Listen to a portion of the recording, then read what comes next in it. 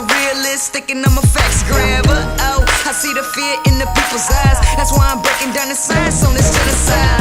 Listen, they claiming Black Lives Matter, right? Well, I'ma tell you that this bull, and I tell you why. Cause whenever you hear that set from another side, then every day in black communities be homicides. Look at these kids, yo, they traumatized. Cause whenever they see the cops, yo, they running high. And then they turn the TV on, they get undermined. And then you give them a Bible, they read 100 lies. Want them to function like a real man, but you ain't even got a clue about the real plans. Secretly, they need to keep them in the fields, man. That's why I'm killing the game, cause I'ma keep it 100. Cause I look you in your eyes, I tell you truth and no lies. I'ma keep it 100, cause I'm a boss. If I talk, I'ma walk real talk. I'ma keep it 100, cause I look you in your eyes, cause I tell you truth and no lies. I'ma keep it 100, got something to say. I look you in your face, then I put you in your place. I'ma keep it 100, they claiming racism dead, yo. But when we trip about it, say it's in our head, though. But then we listen to the news and hear about Freddie Gray. I mean, we ducking and dodging this shit like every day. I'm real with it, yeah, mentally we sodomized. It's cause our history book straight up been modified. They wanna take us out and bulk it, call it Columbine. No reparations and they won't even apologize. I'm trying to tell you that these crackers got a lot to hide. Create fantasy and cover it with a lot of lies. I'm telling y'all that the prison system been privatized. It's about that paper slavery, make up the bottom line. And entertainment got you believing this paradise. I tell the truth is something you would never like. But once it get in your brain, you'll never be the same. That's why I'm killing the game, cause I'ma keep it 100, cause I look you in your eyes, as I tell you truth and no lies. I'ma keep it 100, cause I'm a boss. If I talk, I'ma walk real talk. I'ma keep it 100, cause I look you in your eyes, as I tell you truth and no lies. I'ma keep it 100, got something to say. I look you in your face, then I put you in your place. I'ma keep it 100. They really want us walking around with our heads low. Want us thinking we inferior cause they said so. But then we give them satisfaction cause we do the ish. We steady begging for acceptance so we prove we is. We got our women on TV showing they ratchet side. They make the whole entire race look like we savage, right? We bust it up and get a new something to talk about. But then you wanna get mad at me when I call it out. You want the truth but it seem like you can't handle the truth. How people fall but you want everything handed to you. I swear to God I'm not really understanding the youth. They got it good but won't sympathy and parent too. I tell them Negro, you really need to check your ego, cause your unwillingness to do it destroying our people. You see I'm keeping it real, it ain't about the fame. That's why I'm killing the game, cause I'ma keep it 100, cause I look you in your eyes, as I tell you truth and no lies. I'ma keep it 100, cause I'm a boss. If I talk, I'ma walk real talk. I'ma keep it 100, cause I look you in your eyes, as I tell you truth and no lies. I'ma keep it 100, got something to say. I look you in your face, then I put you in your place. I'ma keep it 100. I'ma keep it 100, I'ma do it. Y'all ain't ready. Yo, I'ma keep it 100.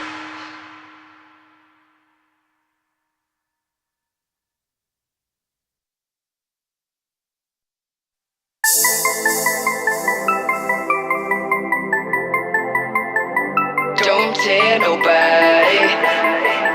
Don't tell nobody. No, I be on that real shit. I be on that knowledge. I be on that wisdom that I can get from college. And maybe think I'm drinking, maybe think I'm wild, cause I be on that real shit. You don't know nothing about it.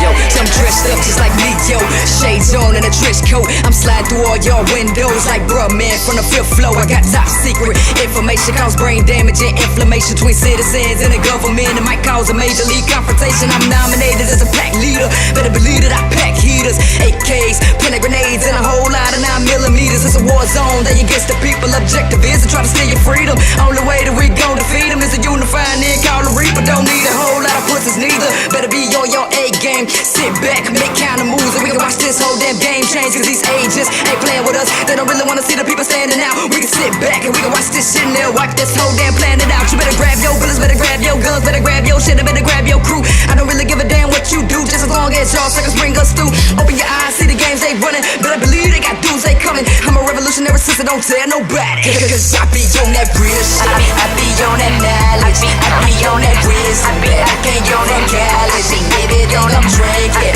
maybe don't I'm wild. Cause I be on that real shit. Don't know nothing about it. I be on that real shit. I be on that knowledge. I be on that wisdom. I can't go from college. Maybe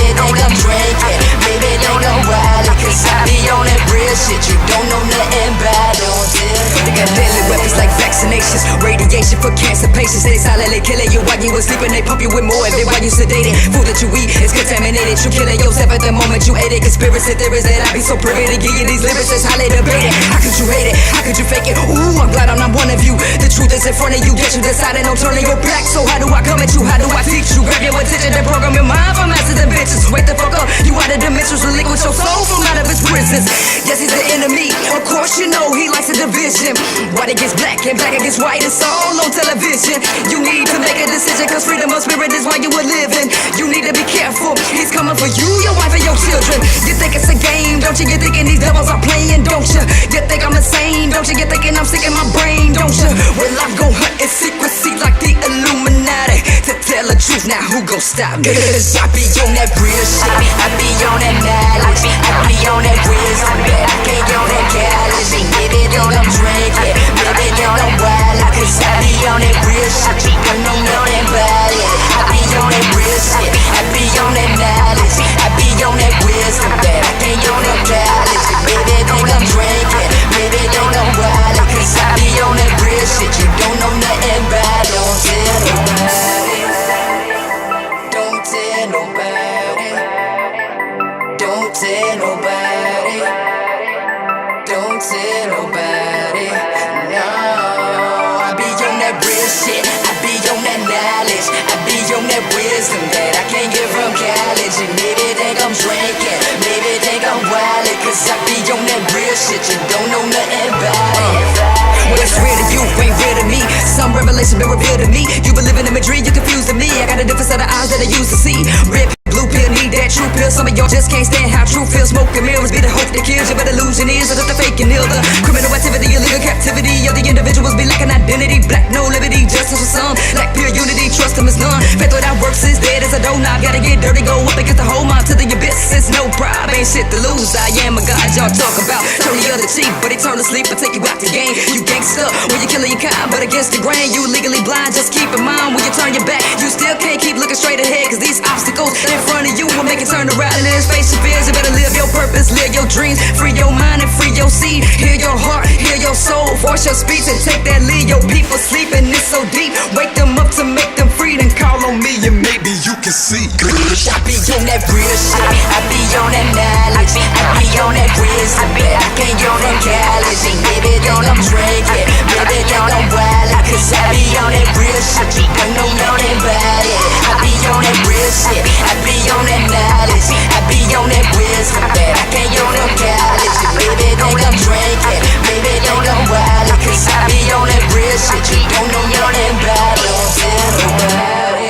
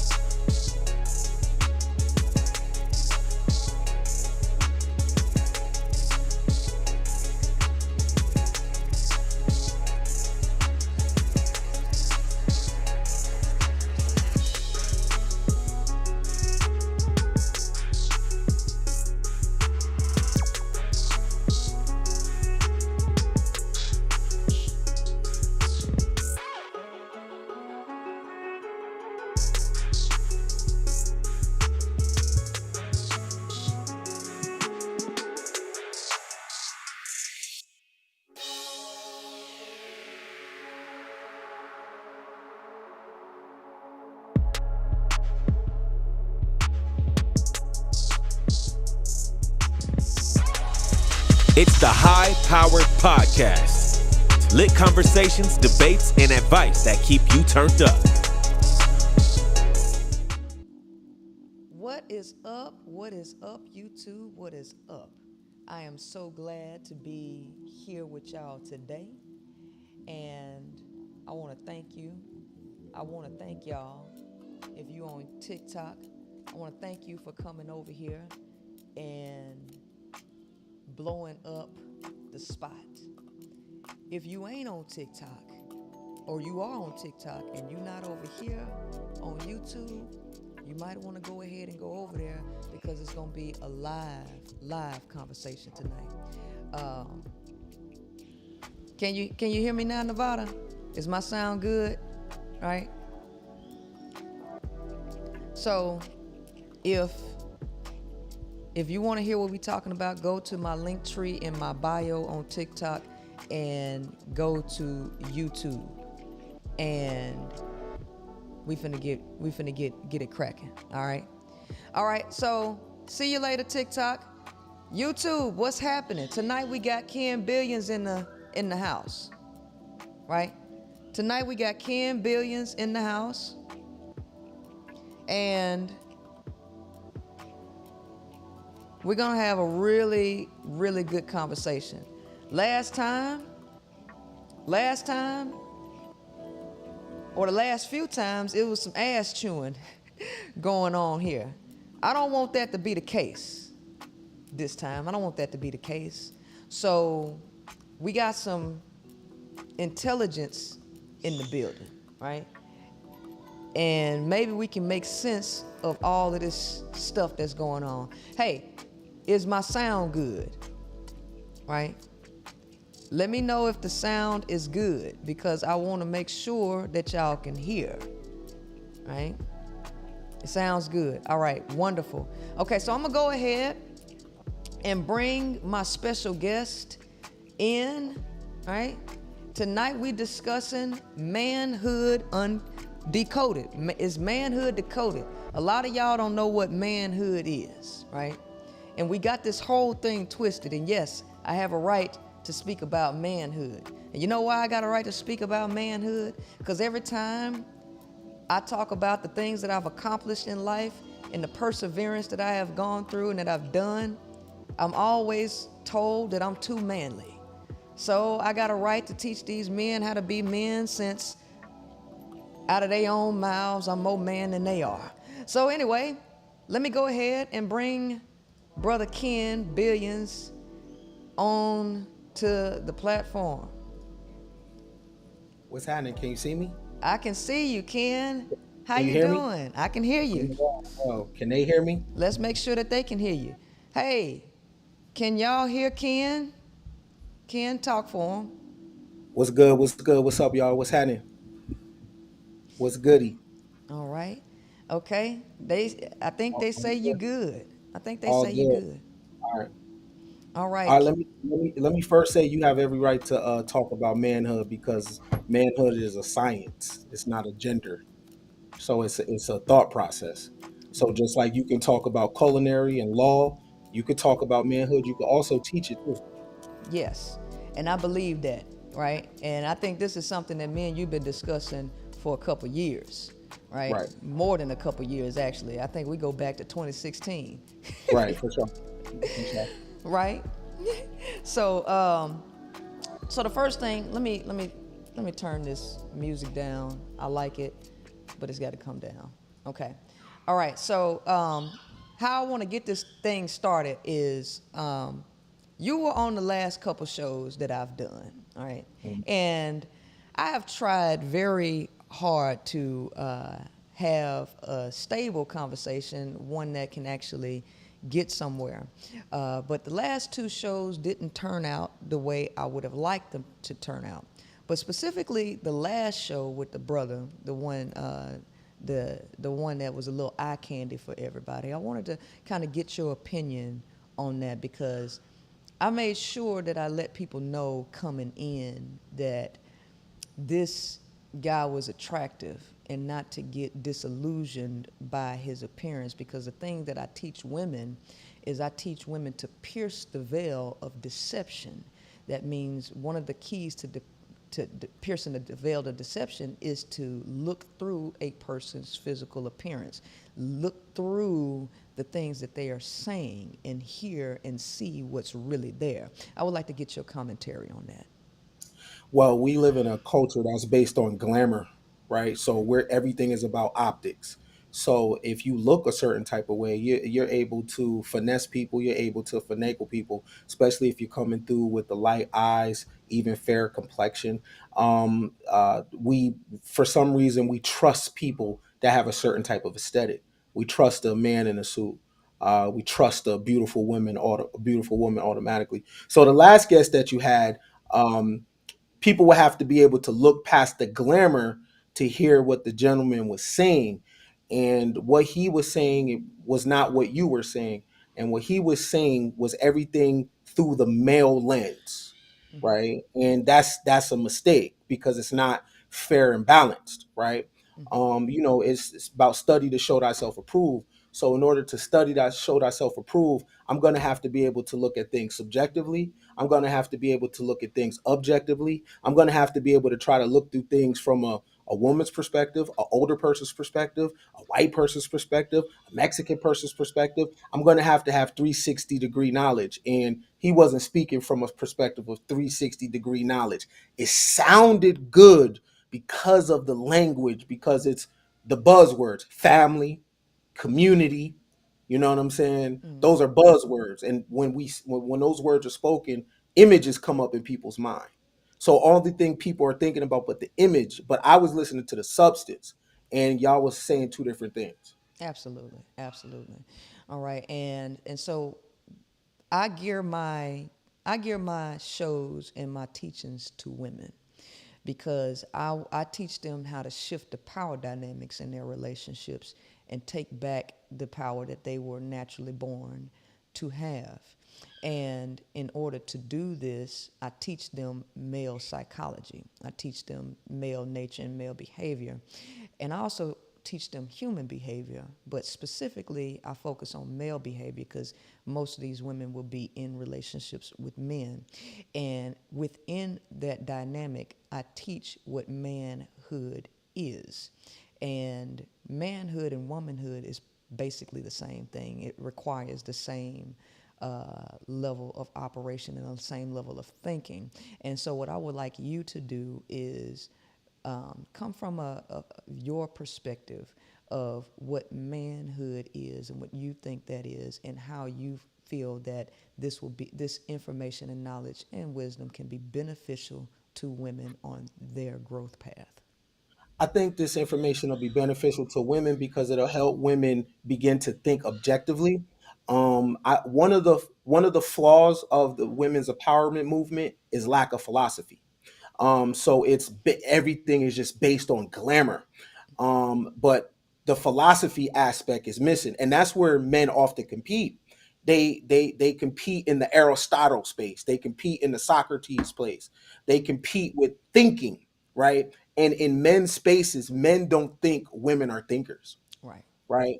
So I just want to let ladies know that behind the scenes, you're not taken seriously regarding your intellect, right? Because we're taught that you're completely emotional. You don't have the ability to reason, right? But there's a female philosopher named Ayn Rand that pretty much disproves that.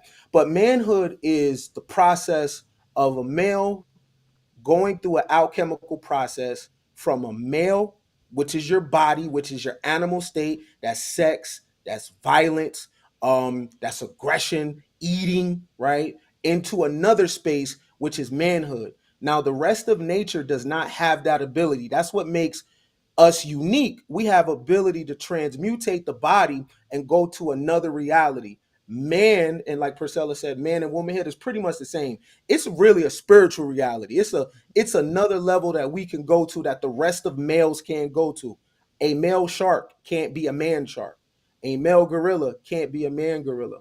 A male lion can't be a man lion. Yet they all do the same biological things that a human male does. But the human male has the ability to suppress the body and go to another level. So that's telling you that this is just a meat suit and there's something else in us. But when we're stuck in male nature, that thing that is in us is lying dormant.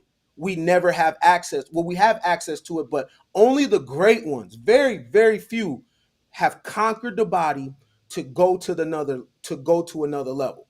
And I just want to leave off with Right now, terms like alpha male is a very popular term. Man controls alpha male.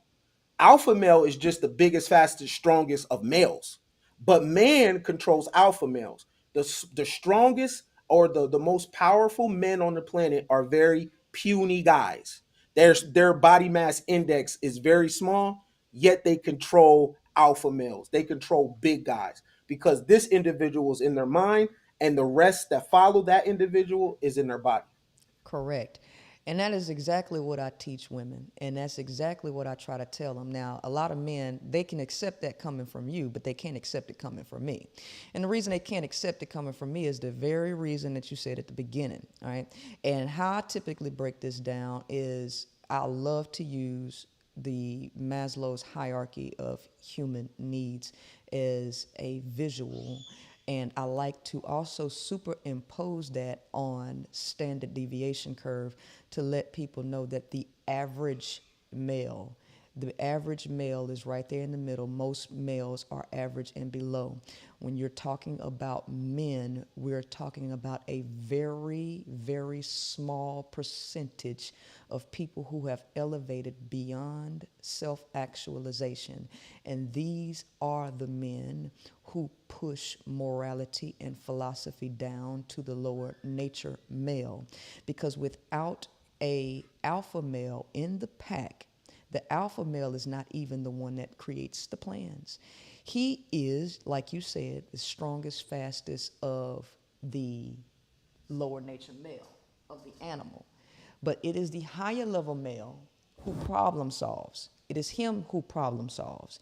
It is him who creates philosophy. Morality does not exist at the bottom of Maslow's hierarchy. Food, sleep, water, sex, excretion is the base nature of all humans.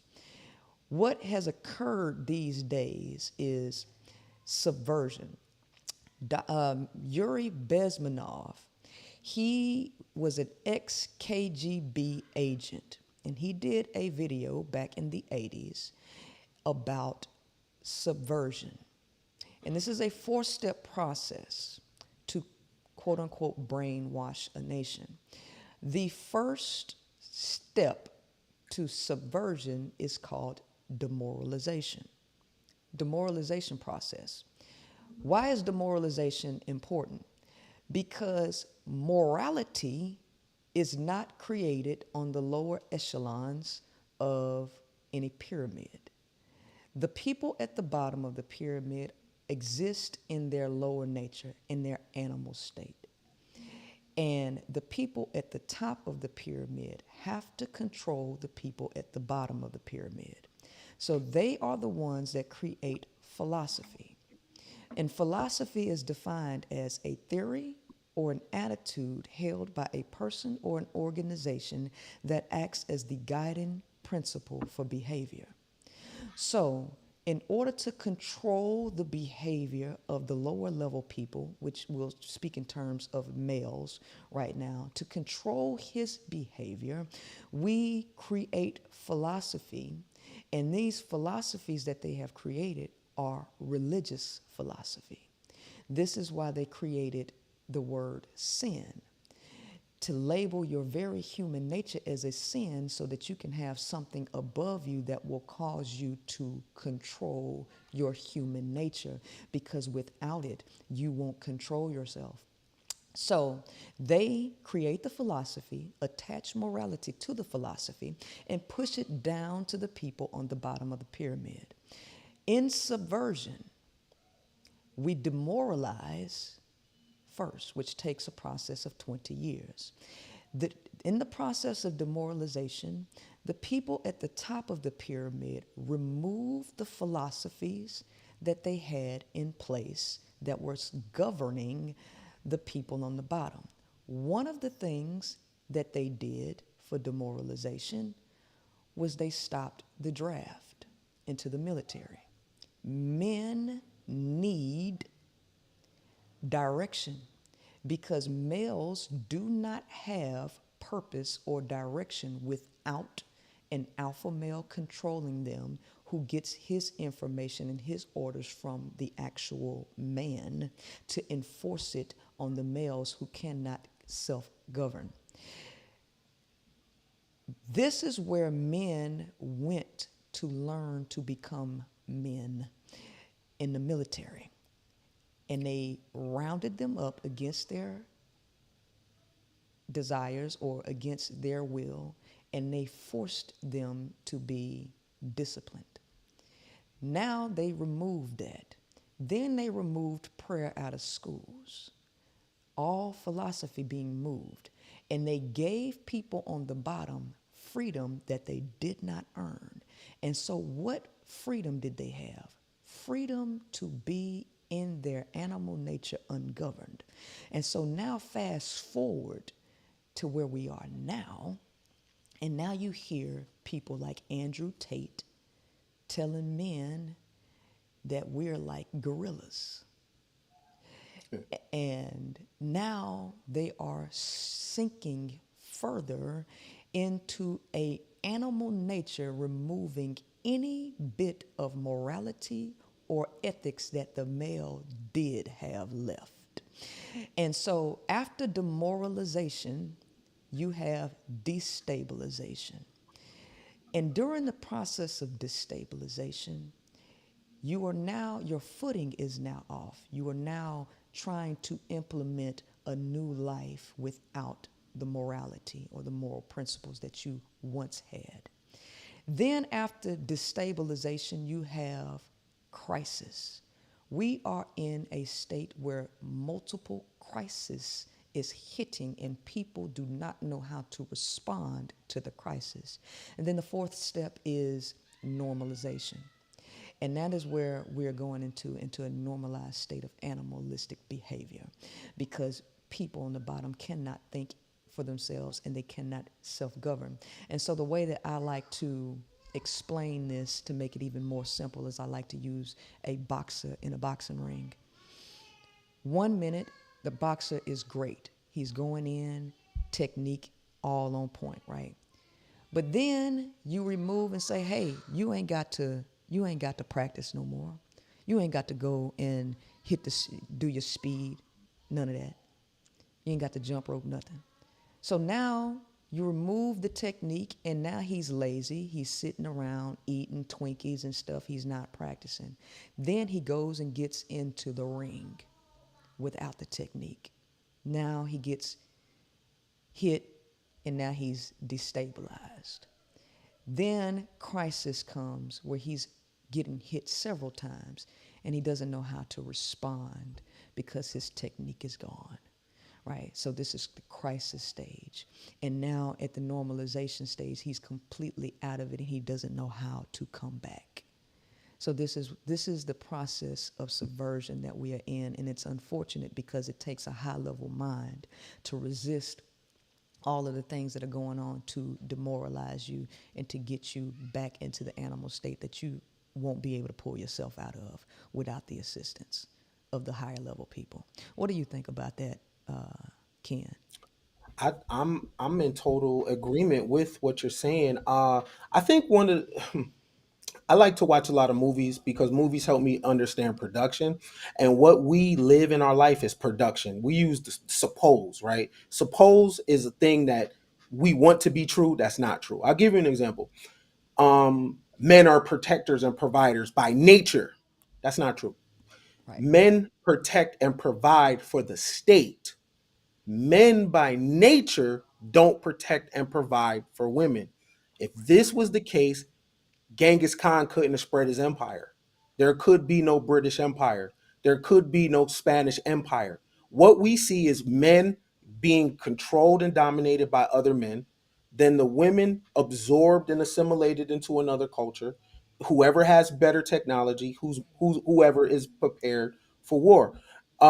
Generals, I would say, are high level thinkers, right? Not just people like Socrates or not just philosophers. Generals also, they make men protect and provide for the emperor, for the king, for the state, right? right, The reason why that's important is because I know women, I hear women say what a man should be or supposed to be. That's based on TV. That's based on image. That's based on biblical narratives. But there's no real example of a man in the Bible being masculine. Sure wasn't Adam. Right. Sure wasn't Abraham. Abraham was about to sacrifice his son. Who is the prototypical good husband in the Bible? Right. Right? Where does this stuff come from that a man is supposed to be? Adam didn't protect and provide. He Right. does. There's no example of him giving Eve food. There's no examples of him being 10 toes for his family. In fact, Adam blamed the woman for everything that happened, Right. right? Mm-hmm. So, but again, going back to what you're saying about religion, that is to number one, suppress female sexuality, Mm-hmm. and number two, give the male control over something to keep him in line. Because Right. the male doesn't have to have power in his life over anything as long as he has power over the womb. Right. Men won't war over wages. They will war over women though, Mm-hmm. right? So the higher level thinkers have came up with a ill thing, right? To buffer them between them and the lower class. Right. What's the best way to not get overthrown? What's the best way to not have a coup? What's the best way for these men not to unite on the bottom? Give them wives. Exactly. Make them entitled to a womb, especially if you make the resources run through the man and you implement something called coverture. And coverture pretty much makes the woman absorb in the man, right? Mm-hmm. So now she's not even a legal person. Right. She she's a person through the man, Mm-hmm. right? When you think about it, that's brilliant Oh yeah. because to stay in power, my other threat would be men. So to make these men not overthrow us, because it's only a few of us, what can we give them? We can't give them power. We can't give them land. We can't give them titles, right? Right. What we can give them is women, and we start to number one erase a lot of indigenous history where the woman played a major role as fertility goddesses and everything. A good book about that is When God Was a Woman by Merlin Stone, Mm-hmm. right? So erase the woman from history, Right. create an origin story, right? That doesn't make no goddamn sense, Right. right? Where the man is first, the woman comes out the man's rib, even though we're not missing a rib, right? Right. Even though we're birthed from a woman, right? Right. But what does that do? It gives the man at the bottom confidence because Mm-hmm. if nothing else, woman, the Bible told you to get in line. Even though I Exactly. don't got no land, I don't got no title, I'm Mm-hmm. minimum wage. So my boss is punking me, but guess what? I could come in that house and I could get respect because the good book says it, the law say it. You got to go through me for a job. And here's the thing: when women look in history, the last 2,000 years, they don't see themselves. Exactly.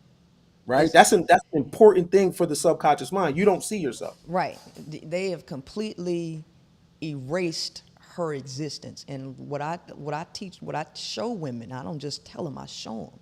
The fact of the matter is, every single piece of game that a man has ever gotten, he took from the nature of a woman. And he turned the tables around on her and put it on her or used it on her. And one of the things that he did was inserted himself in the Bible or in this fictitious reality that they created and made him first, even though nature shows you that it is female dominated, right? Everything is female, okay? But the only place that you can find man being first anywhere is in male dominated religions, Abrahamic religions. That is the only place. Okay? That's called phallic worship. Mm-hmm. Right? That's called phallic worship. So 2,000 years ago, 2,500 years ago, they begin to burn the temples. So they begin now. Now the thing is, a lot of ancient history is painted on caves and walls, Right. right? And a lot of the history is passed down word to mouth. So if you kill off the elders and you're left with these babies, and now you begin to give them the written script, and you pull them into your jurisdiction, and they begin to read in your language, a conqueror, and they begin to see the world through your eyes. The woman was the first nigger. Yeah. The woman was the nigger of the world. Now, this also throws men off, right? Because as long as it's set up like that, the male doesn't have the ability to look deep within himself and become something else. Correct. Because the higher up said, hey, you're a protector and provider, right? So he has no choice in his destiny. So now the male, even if that's not his nature, has to be playing a role that's not even him. And you know And the I, reason? You know another reason why they did that, Ken, is because the male has no purpose unless it's connected to the feminine. So men have to be forced to do stuff because they're not going to make the choice on their own. And if you don't give him a purpose, he will run around here lost, frivolous, and reckless. So they had to give him family and tell him you're a protector and provider in order for him to have something to do. Because if he don't have nothing to do, what is he going to do? he's going to be idle. They say idle time is a devil's playground, right? Right? And and now I want everybody to understand the next 30 years are not going to be like this. It won't No, be this free. This no, it won't. freedom was an experiment, right? So pretty much they pulled their hand back, like Princella alluded to. They pulled their hand back and just allowed and watched people. It's probably a bet, like trading places going on behind the scenes. Two elite people, two 1% people, two occult people betting what humanity would do if Right. they would take their hand back, right? Right. And we see what it has done, right? The male is having anxiety because Yes. of too much freedom. Yes. Also, because the male doesn't have control of the womb. That is a very key thing for male psychology. If Yes. males can't control pussy, that throws the male psychology off. And the fact that women are have choice in the matter of who they procreate with, their sexuality, who they marry, that's throwing the male off because a guy that didn't have a guy that stunk with bad hygiene, he wasn't attractive, he wasn't cool. Guess what? He could still get a wife 100 years ago Yep. because he had research, right? Right. He had a labor job, and that $1, $2 a day was still able to feed a family, right? So now that women have a choice in the matter of who they lay with, guys are finding out that yeah, I might have money, but I'm corny. Yeah, I'm not a cool dude. Now they're like, why you're not picking me? Especially, the guys that say they're good men, Right. right? Because they say the women date thugs and shit, right? They're why you not picking me? Pick me, pick me. And what they're realizing is women are saying, you know what?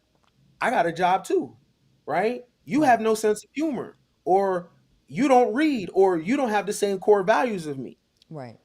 right? So, and that right there is actually throwing the men off to the point where men are actually becoming violent. And you know what? Here's the thing, because it's going back to nature. This is the natural way of things. Now, law and law enforcement was created to govern male behavior. Law and law enforcement was created to control the freedom of women and their sexual nature. Law and law enforcement was created to govern and control nature. And so what they did was stripped women of their rights and forced them to depend on men, artificially tipping or turning the tables of nature and making men desirable artificially when they shouldn't be and they naturally aren't. It is unnatural for every male to have a female. That is unnatural, right? And I read this article to a lot of people from John Lowner, and he says, are males, why are males even needed? Do we even need males? And he specifically said that there are over 40 species of males that are taken off the earth, okay, are unalived after uh, before or after copulation with the female. And he specifically talked about elephant seals, that the majority of elephant seals are unalived or die as wasteless, useless virgins. In 1924, Nikola Tesla stated that he was having this epiphany as well, that maybe males are useless. And do you know that Nikola Tesla was reverberating in 1924 the exact same sentiments men are reverberating right now? Oh, y'all being too manly. You trying to act like a man. Y'all taking men's job. You trying to compete. Nikola Tesla said the same thing. We're 2 years away from that being 100 years old quote from him. You know what I mean? So men are very aware that they don't have very much value in this world. So to make them artificially valuable, you had to stop the woman from being able to to take care of herself. You had to create or divide and conquer and make women compete against each other for men by restricting the resources that she had access to, and made them jealous of each other, because the nature of a woman is not competition. See, the nature of a man in masculine energy is competition, but the nature of women is not. The nature of women is communal. But they created division and competition by artificially making women compete for men, which is out of divine order. But what happens is when you remove that and it goes back, because women are the protectors, women are the backbone of the community, men will be left out trying to find a way back into these women's spaces like they have always naturally done. So where we are now is at a very divine shift for men to go back to their natural place and compete and elevate. You know what? When you really look at it, women select men who have climbed Maslow's hierarchy. And those men who become self actualized have access to women, which is less dangerous for women. Because women face more danger at the face or the hands of a desperate male than they do a man who has developed himself. And I think this is important that we separate the spheres of man, male. It's important for people to understand that we have dual natures. The physical body is the animal part of us, but there is something in us that right there that I personally believe is off planet, right? So we could call it heaven on earth, right? We have this light, this energy, this vibration inside this dirt, and it manifests, right? That's what makes me go like this. But it's something that makes me go like this, right?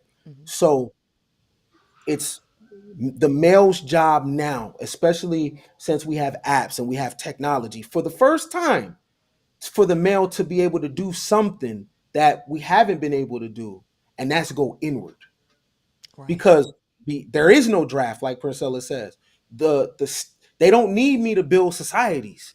We've got efficient with robots and everything. So now I got time on my hands, and now the women are saying, you know what, I'm I'm I'm gonna pick and choose who I lay with, right? So now the male has time, and the time is giving the male anxiety, but the time should be used to go inward, because we have to reimagine what a man is in 2022 moving forward, as our technology gets more efficient, as we come with new forms of energy, right, that takes us out of scarcity.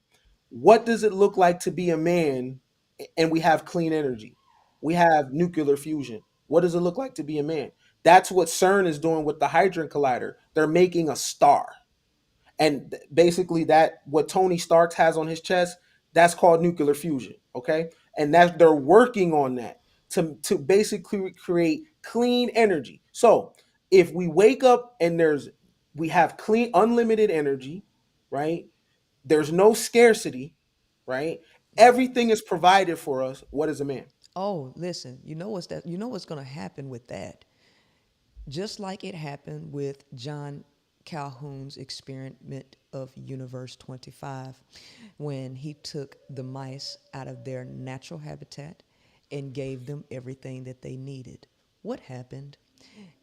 It took the mice into a state that they called the behavioral sink. And he took 8 mice, and those 8 mice reproduced to 2,200. And then they began to unalive themselves. Very violent behavior. The male is already in a behavioral sink. He's already regressed. He hasn't moved out of animalistic behavior, but he's regressing deeper into it. And if he does not understand, he can't. If you watch the last 2 episodes that I did, these men cannot, for the life of them, have a conversation without talking about women. Every single word that comes out of their mouth is about a woman. This is very telling that men do not have the average male does not have it in him, the willpower, the discipline, the vision to go inward and make his life worth something.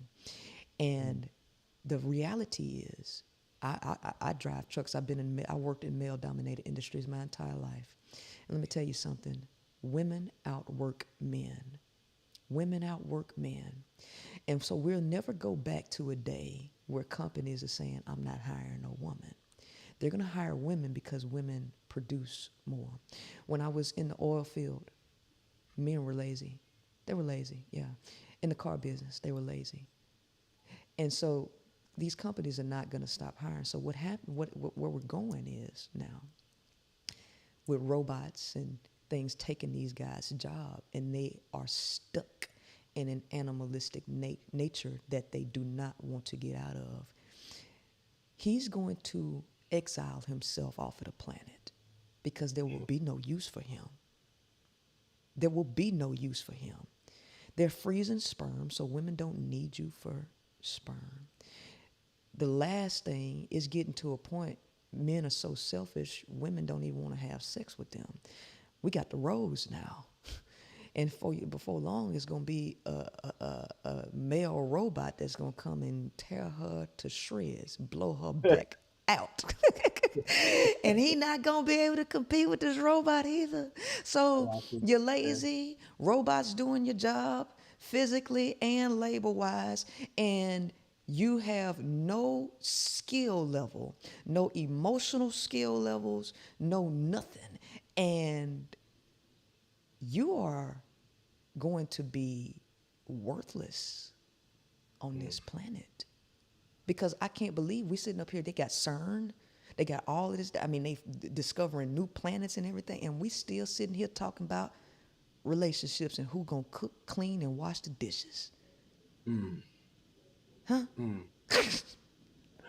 The reason why it's not hard for me to hear what you're saying is because I did something with myself that for for for man to reimagine himself right now, we have to do the very one thing that's real difficult, and we have to let go of mama, right? Mm-hmm. So we have to let go of mama's womb first, because that's the first womb we try to control, Right. right? So we try to control mama's humanity. Mama, you should date this person, or mama, you didn't do this, right? Or mama, we didn't do that, right? So we see mama flawed, Mm-hmm. right? We see mama make mistakes. She's a human. She was a human before she was my mom. Right. Other people know her a different way than I do. But of course, we come through the womb. So we want to hold on to it, right? And it's interesting because I see female and male children have a different thing with mama. The female tries to be independent from mama. The male wants to try to hold on to mama, right? The male has a different relationship with mama.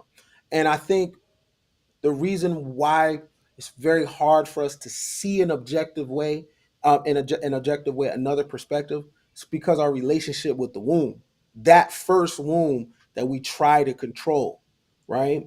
And and because we don't know what we're looking at with mama's humanity, we superimpose that to all women. Right. And but that's the first thing, the first step, the first initiation is there has to be the umbilical cord cut of from me and mama. And I gotta let mama go, and I need to forgive mama. Mama's a human. I'm just her son. I just used her as a vessel to come here. But she technically doesn't owe me anything, right? She Right. already did the first part, which was to let me use her body to get here. But she technically doesn't owe me anything, and she doesn't owe me an explanation for her humanity neither, Right. right? So I think that's the first step. So you're probably going to bump into those clashes with males because there's a hold on the womb of grandmama's sister, the women in my family. It's a need to control the womb as if women don't have the ability to self-govern, and they do. And the thing, I don't get caught up in the male spaces because it's not my job to hold women accountable. It's Right. not my job. However women's life turns out, she grown. She's allowed that. Right. Because guess what? I want the ability to make mistakes too. I want trial and error too. I want to figure out what my purpose is. And my purpose here is not just to be someone's dad, just like your purpose here is that's not to be with someone, be someone's mom, Right. right? You have multi levels to you. And but the only reason I can say that and look at it like that is because I had to do major shadow work and remove myself from mama's womb. And until Exactly. a lot of males do that, it's going to be a very, very difficult time right now because it's not about women per se. It's about the relationship that the male has with the first womb, the most important womb in his life, which is his mom. Well, the thing is, a lot of these guys have no purpose. That's just the bottom line. They have no vision. They have no purpose. They have nothing to do on the planet. And so their whole focus is women. That Mm. is it. You know what I mean? So it's not even just letting go of mama. It's the fact that these guys literally have no vision, no purpose, no reason for being on the planet. And so I have a list of 40 different types of men that I came up with, and it's what each one of these men approaches and pursues a woman for, and it's all selfish gain. And one of the men that is on this list, I call him the destitute man. The destitute man is a man that has absolutely nothing going on in this life, and his only claim to fame is how many children he can reproduce. And so his intention when he gets with a woman is simply to impregnate her so he can say, well, at least I had some kids. One day they might grow up to be something special and I can say that's my child. That's it. Mm. And so that's who I call the destitute man. And a lot of these guys have nothing going on and they want to be valued. Men keep saying we want to be appreciated and respected. Appreciated and respected for what? You say, well, men see love as respect. Sir, respect is earned, it is not given. And they want to be respected for nothing. They want to be cherished and valued for nothing. And the reason they want that is because they feel that the woman is cherished and valued for quote unquote nothing, because he has this sexual draw to her and he gives her attention for nothing in his mind. So a lot of these men are driven by envy, they are driven by jealousy, and they are driven by their lower nature to fulfill their sexual needs, which they are deficient in. And so they can't get out of that because they see the entire world through their deficiencies. So their ultimate objective is to try to feel important. And whatever they do, they are doing it just to get a feeling of importance. This is backed up by Dale Carnegie's How to Win Friends and Influence People, where Sigmund Freud said the deepest urge in human nature is the sex urge and the desire to be great.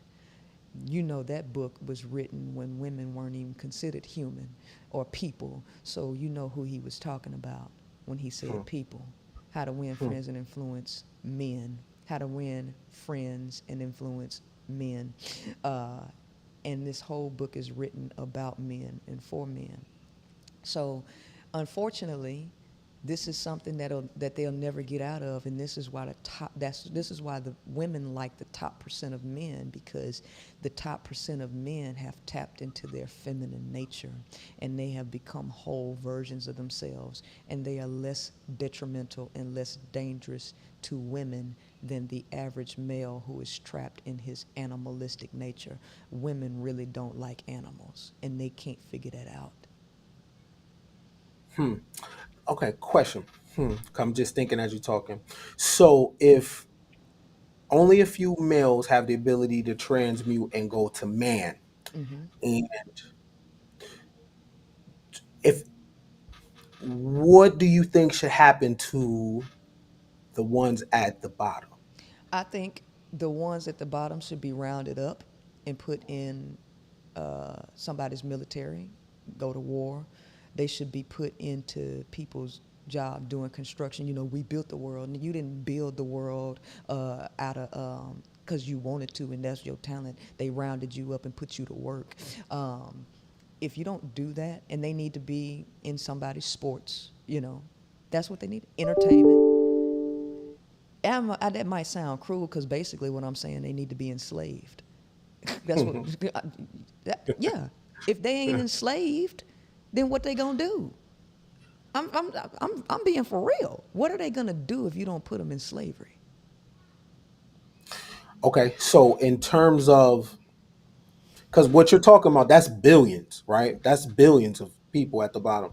So in terms of the mating strategy, so who would the women mate with? Well, not every woman is at the top of the pyramid either. You're gonna have a Oh, lot, right? You're gonna have a lot of them at the bottom too. So okay, got you. Okay, okay, it okay. ain't No, like no, no. all Okay. it ain't like all women are top. But here's the thing: women have they have more of a leg up to get to the top than a man does, right? So women only need resources, right?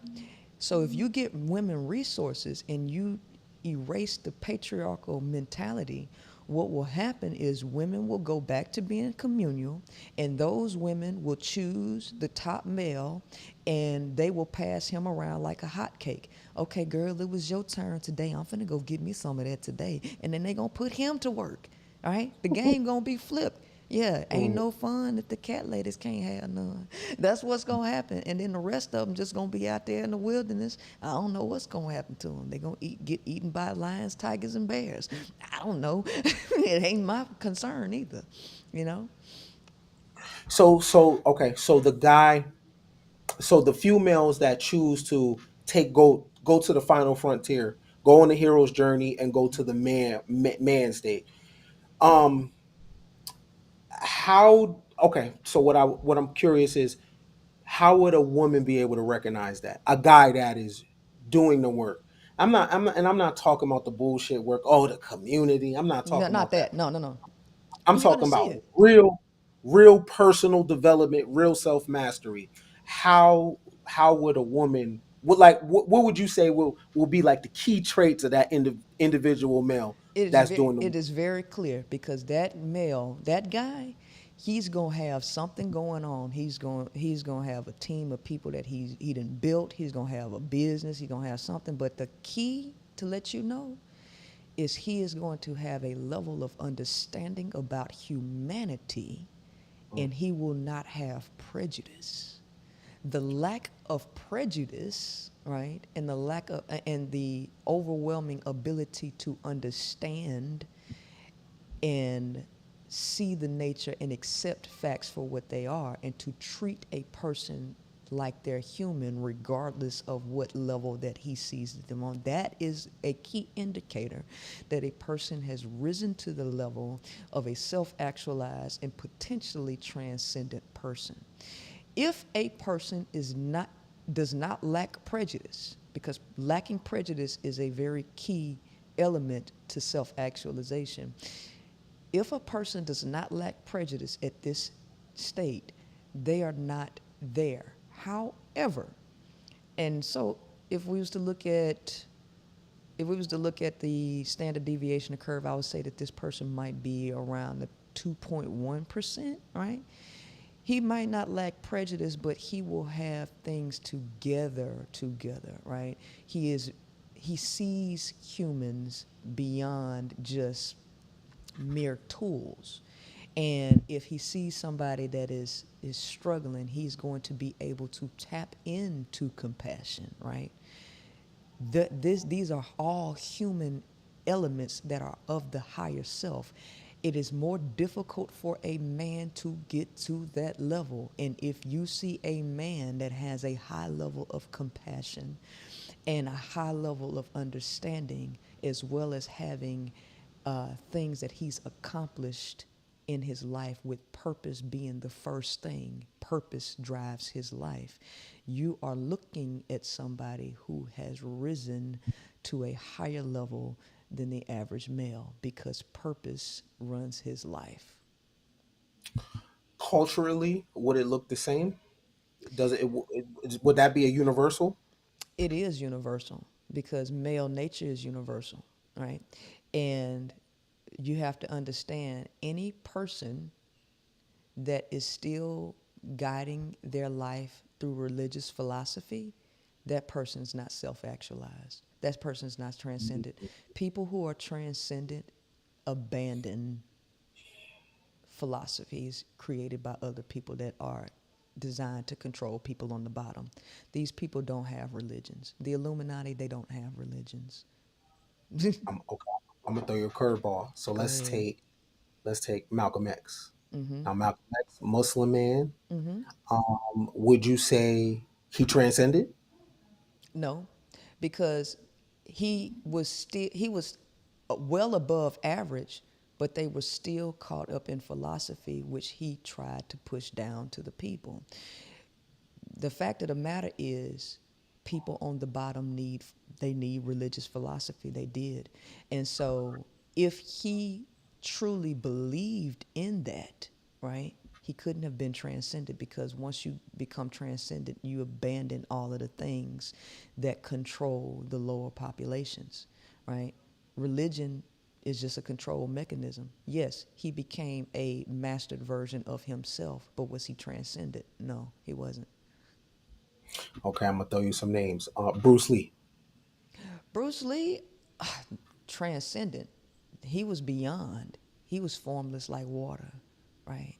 This is he made it to a high level. Now, this is based on the things that I know that of his craft and the self-discipline that he has put into that. It is not just what he did with his body, it was his mind. That is high level um, operation, and that is definitely beyond the average. So I would say that he was on a transcendent level. Gandhi.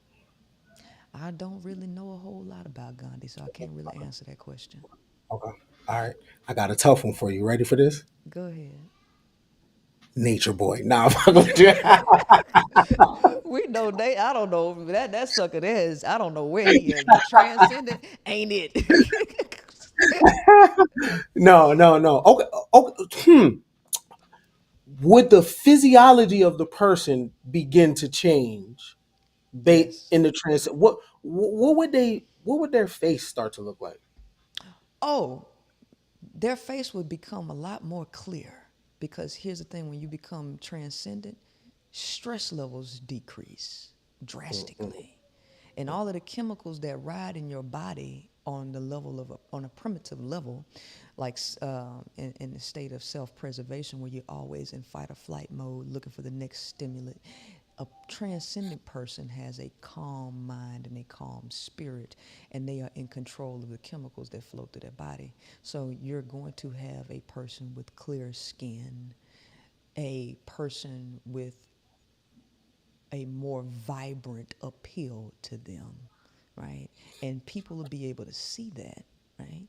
So it's a interesting dichotomy with that. Really, it really is. You know what I mean? And so not only these people feed themselves living things, living water, right?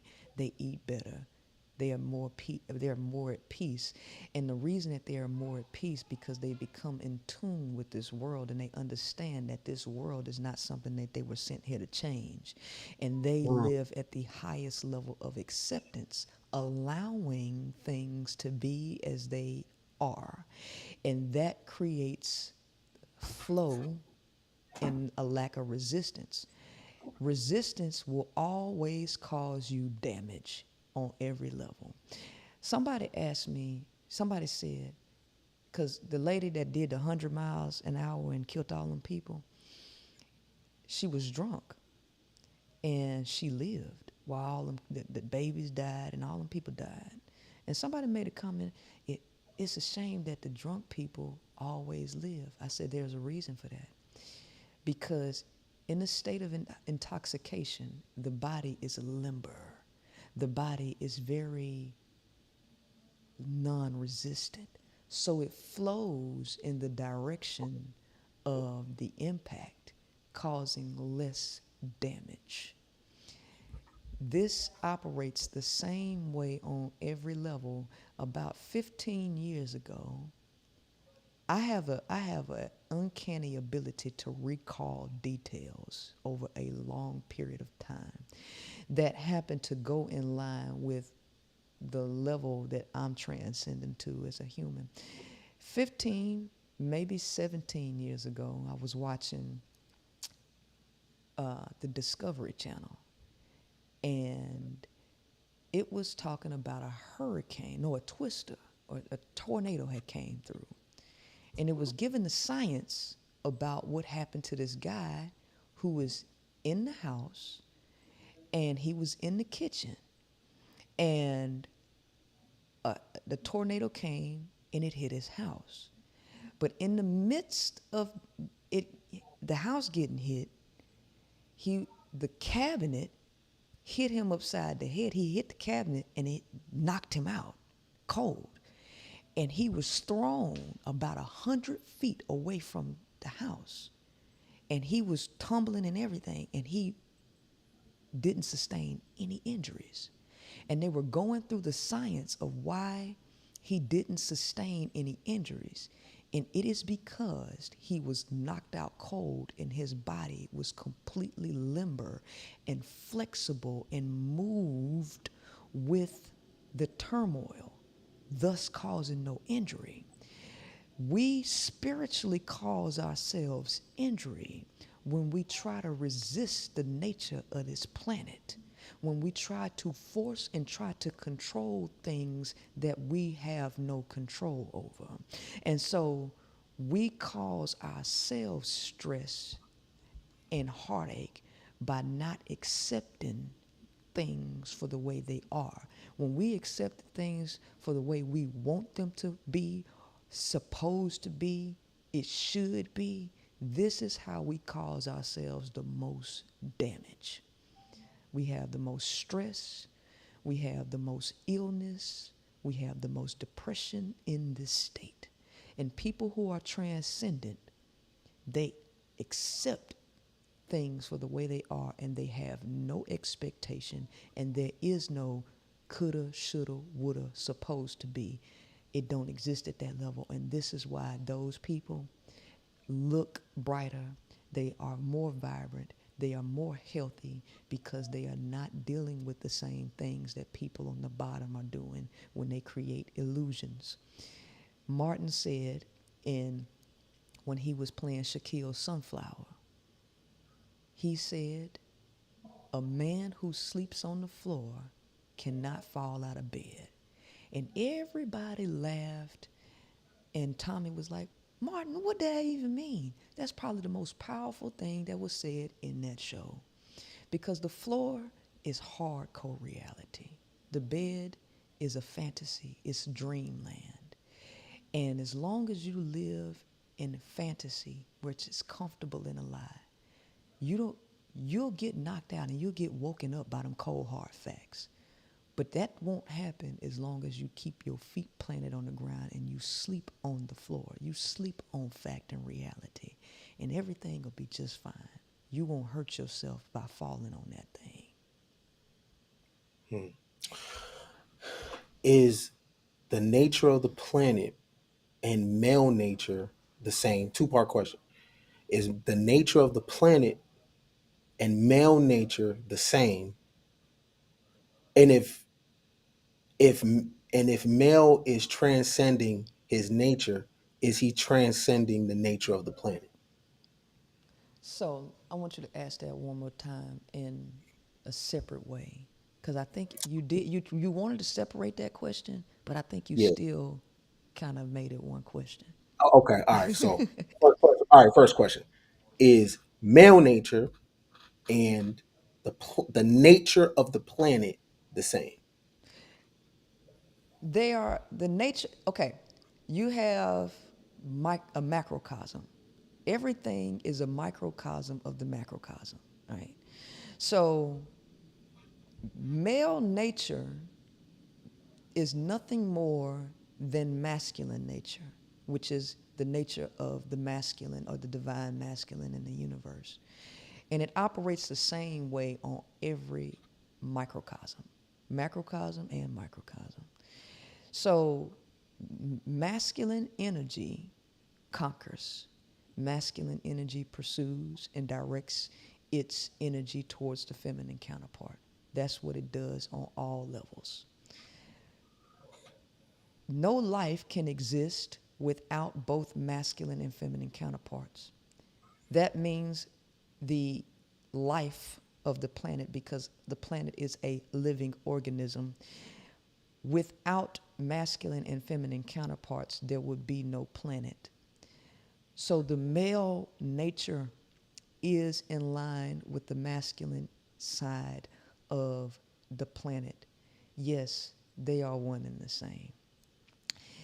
Transcending, now I got your second question now. Transcending the nature of the planet. He's not actually doing that. He's actually coming into the divine self by marrying his feminine and masculine side together, because there is duality in everything. There is a night and a daytime. There is a good and a bad. There is a positive and negative. And this is how everything works. And so a man who is transcended, he has balanced the masculine and the feminine counterparts within himself, and he has become a whole version of himself. So a male who is transcendent actually becomes full life.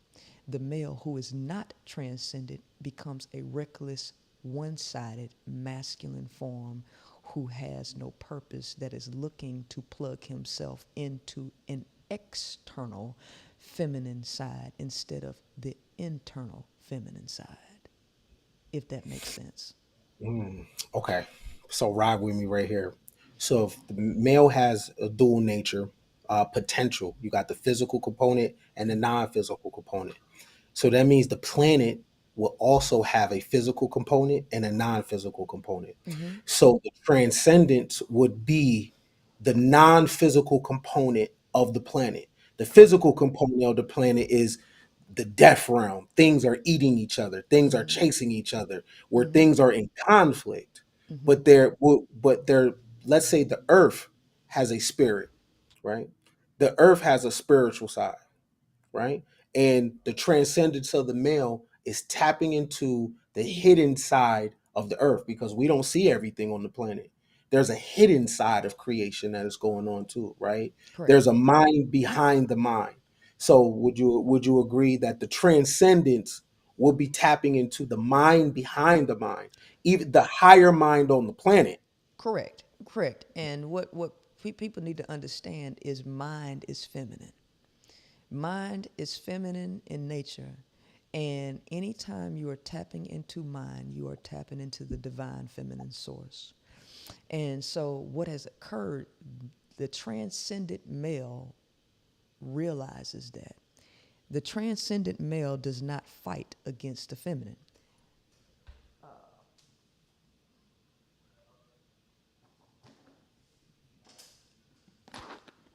This book right here is called Think and Grow Rich. This was written by Napoleon Hill. The title actually reads Tap into the Feminine and Grow Rich.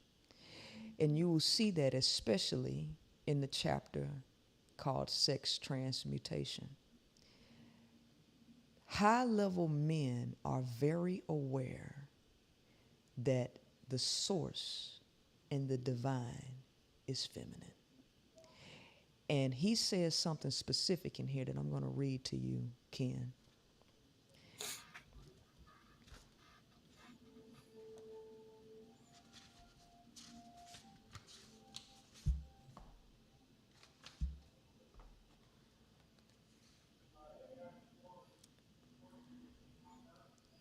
Sex is the most powerful of human desires. When driven by this desire, men develop keenness of imagination, courage, willpower, persistence, and creative ability unknown to them at other times. Unknown to them at other times. The meaning of the word transmute is in simple language the changing or transferring of one element or form of energy into another. The emotion of sex brings into being a state of mind. Because of ignorance on this subject, this state of mind is generally associated with the physical, and because of improper influences to which most people have been subjected in acquiring knowledge of sex, things essentially physical have highly biased the mind. Scientific, he says, fortunate indeed is the person who has discovered how to give sex transmutation or sex emotion an outlet through some form of creative effort, for he has, by that discovery, lifted himself to the status of a genius. Scientific research has disclosed these significant facts. The men of the greatest achievement are men with highly developed sex natures, men who have learned the art of sex transmutation. And number two, the men who have accumulated great fortunes and achieved outstanding recognition in literature, art, industry, architecture, and the professions were motivated by the influence of a woman. It is through the divine feminine that men tap into this feminine source, which is mind. Mind is not masculine, mind is feminine. And the reason why men are, or males are low and will forever be low, is because patriarchal philosophy has taught them to suppress the feminine side of them, and they are ultra masculine with no direction. It is the feminine source that is mind. So what do you say for people in a relationship and um, the male is tapping into that mind, that divine feminine? Um, do you think that um, the women will know what they're looking at? Because I've heard women say, you know what, I don't want to. I know they're saying it in the 3D sense, not in the metaphysical sense, but they're saying that I don't want a feminine man, They don't right? know. That's because they don't know what feminine. They don't know what femininity is, and we can't base it off of ignorant people, right? We're looking at people who have been brainwashed by patriarchal philosophy. So, this conversation that we're having is a very high level conversation that the average person does not know and cannot tap into. So, we're judging people who are on the bottom of Maslow's hierarchy who move on in ignorance. And once she has been made aware of who she is and what the feminine and masculine really is, which is all explained in the Kabbalion. The average person don't even know what the Kabbalion is.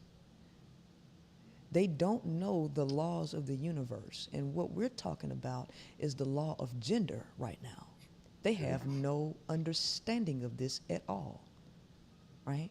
The average male who gets on my platform and kicks and screams has no knowledge of the laws of the universe.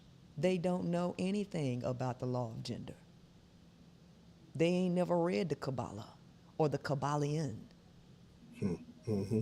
So we're talking about ignorant people, the blind leading the blind. They're not a good, they're not, all we can do is case study them for their behavior of being blind. But as far as judging them on what they think, it don't hold no weight until the blinders have been removed. Do you think that male transcendence? What you think that's an age bracket, an age demographic? Um, let me let you hear what Napoleon Hill says. Let me read this part to you. Now I know he touches on 40. I know he touches on 40 And about 50. right. So, but do you think it's the same? That was a much stricter time.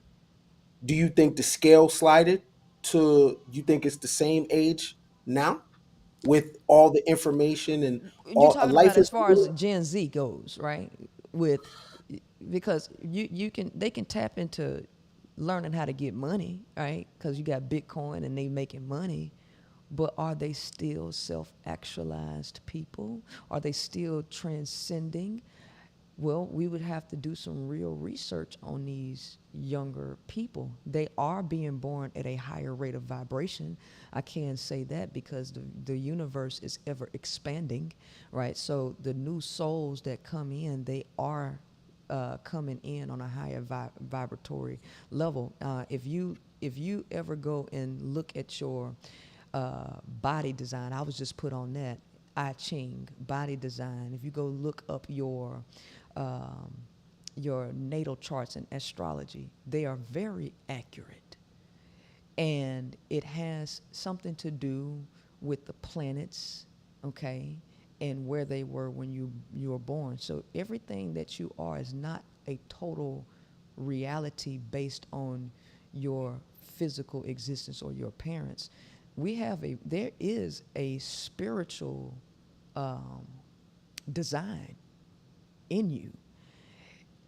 So this new time period is no different than the time period that we were born in. So there is definitely a higher rate of vibration coming in with these new people or these new souls that's coming here. The question is how high, or are they aware, and is how soon is it happening? I can't answer that for you because I haven't studied the younger souls that have come here. I'm basing what I'm talking about right here on the people that have been here for quite a while and the state of emergency that we're actually in and how they operate now. So it's possible, that it has expanded already, but I can't really give you a real perspective on that.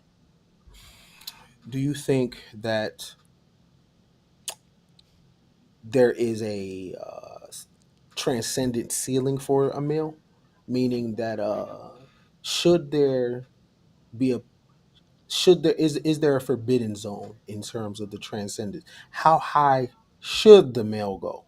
Because the reason why I ask you is once we step out of religion, okay, We step out of the demiurges of the deities, Mm-hmm. Lodge, Jehovah, right? Mm-hmm. So now we're on the outside of that, right? Mm-hmm. So some would call now we're dealing with Luciferianism, right? Mm-hmm. Um, how high is too high?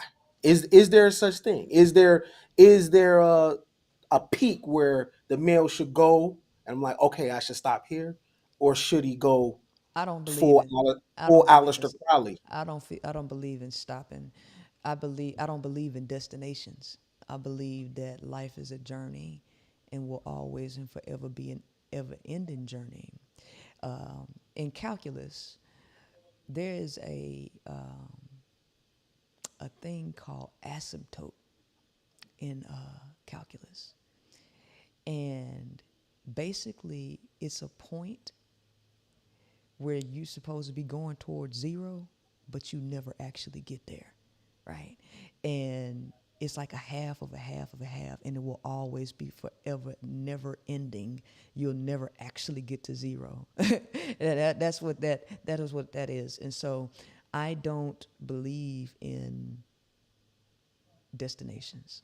I believe you'll never get there. And so you keep pushing the boundaries. You keep pushing the boundaries.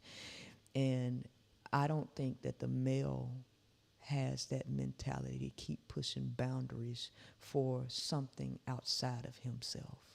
I think he can't see past pussy. I'm serious. So we're talking about a small percentage of men that are going to Right, push the boundaries. right. But the fact of the matter is, the average male, his boundary is not being a simp and trying to get some pussy. That's where he at. Okay, so the regular male. So let's say he's not going to go to the Emerald tablet space. So what would be transcendence For for him, the regular? for the Yeah, reg, for the regular for the regular. Like let's put it over here. This is varsity over here, right? And oh, let me say this: do you believe that the average male, even if he want to, has the ability and the potential to even go to that space? So no. then that means that there's a cap over here. Oh yeah, Okay, there's a cap for him, even because like one of your people that you admire a lot, that you reference a lot is David Goggins, right? right, That ain't right. that dude No, is no, not. Yeah, no, no, no. that's They something else. can't get Yeah, that's on something that else. level. They will That's never something. get on That's that something. level. You Yeah, know what I that's something mean? else. Yeah, that's something else. You know what I mean? And so, let me define the word transcend. Okay, let me define that word. Okay, Well, we know it's movement because it has trans in it. So there's a correct. movement, right, from one point to another point. Transcend definition. Be or go beyond the range of limits of something Mm, abstract, typically a conceptual field of division. So the average male can't transcend. He cannot go beyond the range of limits of something abstract, even if because he wants to. even if he wants to, because his whole focus most of the time will be pussy still. Because remember, we're talking about the average. We're not talking about a high level male.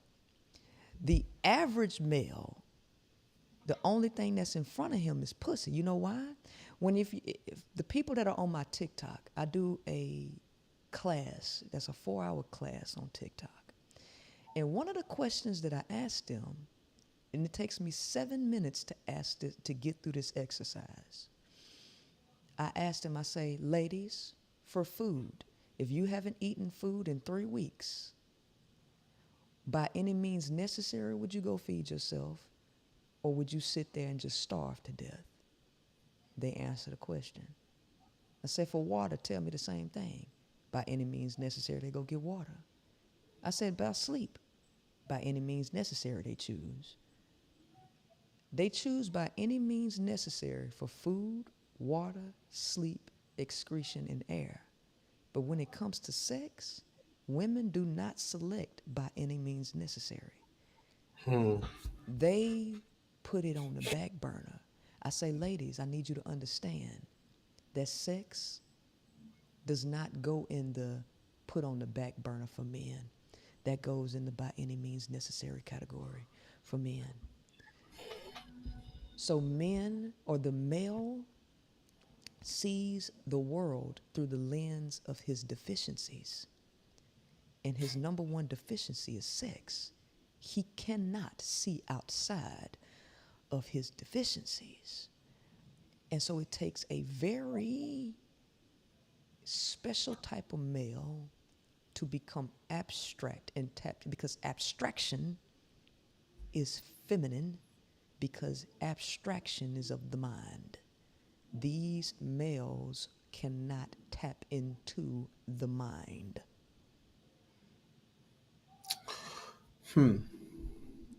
So in a relationship, when would you say that it would be a good thing for the male to turn that on and off, and how would that scale slide back and forth to be attracted to his wife and then be non-attracted when it's time to handle business, right?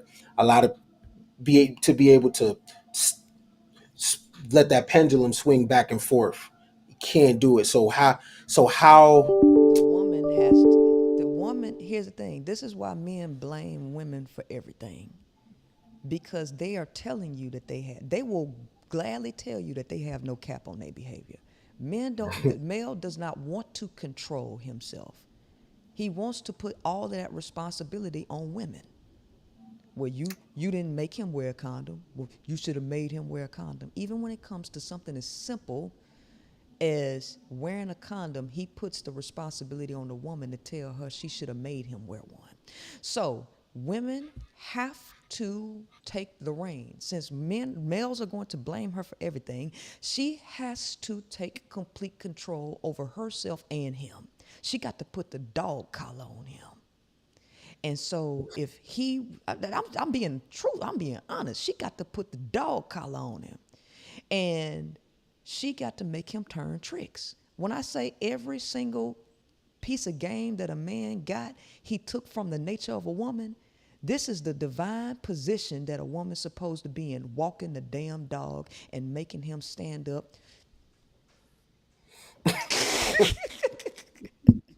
Good boy, good boy. I'm gonna give you a so piece like of pussy. a BDSM? Wait, okay, a collar, a dog collar, No, I'm or a figuratively. BDSM collar, No, like figuratively, I'm talking, controlling his mind, controlling him. She got to right. put the dog collar on him, right? And so she got to dangle dangle some pussy in his motherfucking, and once he do what she, okay, I'm gonna give you some pussy and I'm gonna give you some words of affirmation. You did such a good job, baby. You were the strongest man I have ever met. And now he feel like King Kong even though he ain't barely did shit.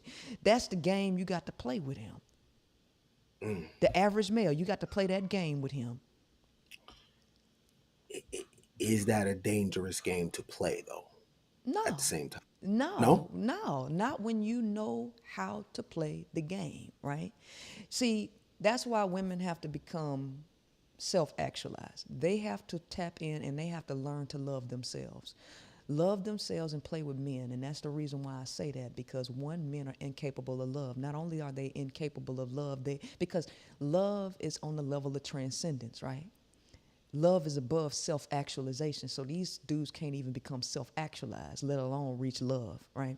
So women are closer to transcendence and love, or the area of love. So she can get there. So she's going to have to love herself and depend on herself for all of the things, fulfill her own needs, and make him believe that he's occupying a position that he ain't. He got to have a token position, right? But he has to be made to feel special to even be in this position. It's a game.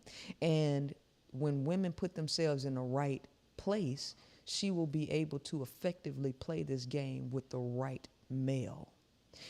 Every male you can't play this game with, most of these motherfuckers, you're going to have to leave them alone and let them let them leave them to their own vices, right? So it's a delicate way that this has to be done, right? So, and I teach that way, right? So most males shouldn't even have women. I'm just being honest with you. They shouldn't even have access to women. And they depend on women to be and being codependent. They depend on women being codependent. They depend on women not knowing male nature, and they depend on women believing in a fairy tale concept of love. I tear all that down and I make it practical for them to see. The reason why I asked you, was it dangerous? Because through a male's lens, their love is romance, their ability to participate in romance through a male's lens. Mm-hmm. That's how love looks. Mm-hmm. And because of that, if you shatter that, Mm-hmm. you psychologically throw them haywire. Because one of the what it seems like there's a like a behavioral profile of males that commit mass violence, right? Mm-hmm. It's always a girl broke my heart. That's Right. that's one of the things that's on the list. These women, these girls, what these girls are doing, right? Right.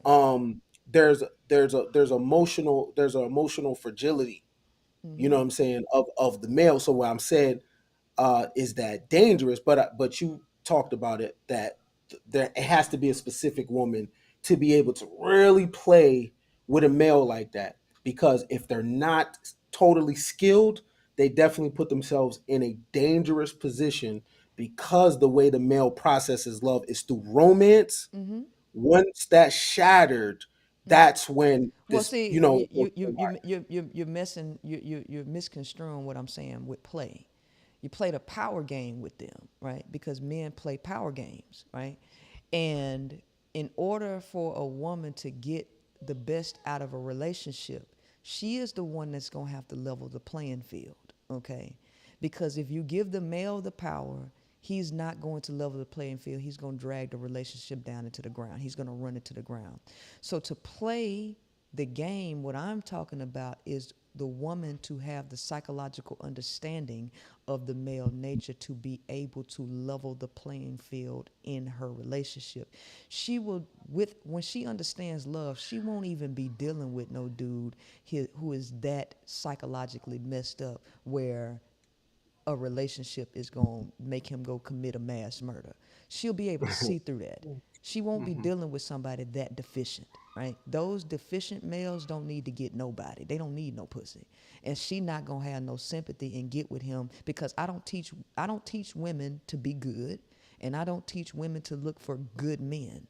This idea of good, and I don't teach that, right? So most likely they will avoid these quote unquote self proclaimed good men, right? There's a delicate way that I teach this, right? And I'm not teaching women to go out here and gold dig, and that's not what I teach. I teach women to understand male psychology and take the reins and pull it into her direction to tilt the unbalanced back into the balance. And there's a certain way that you have to deal with men to do that, right? You can't let him lead the relationship, because he's going to crash it into a fucking wall.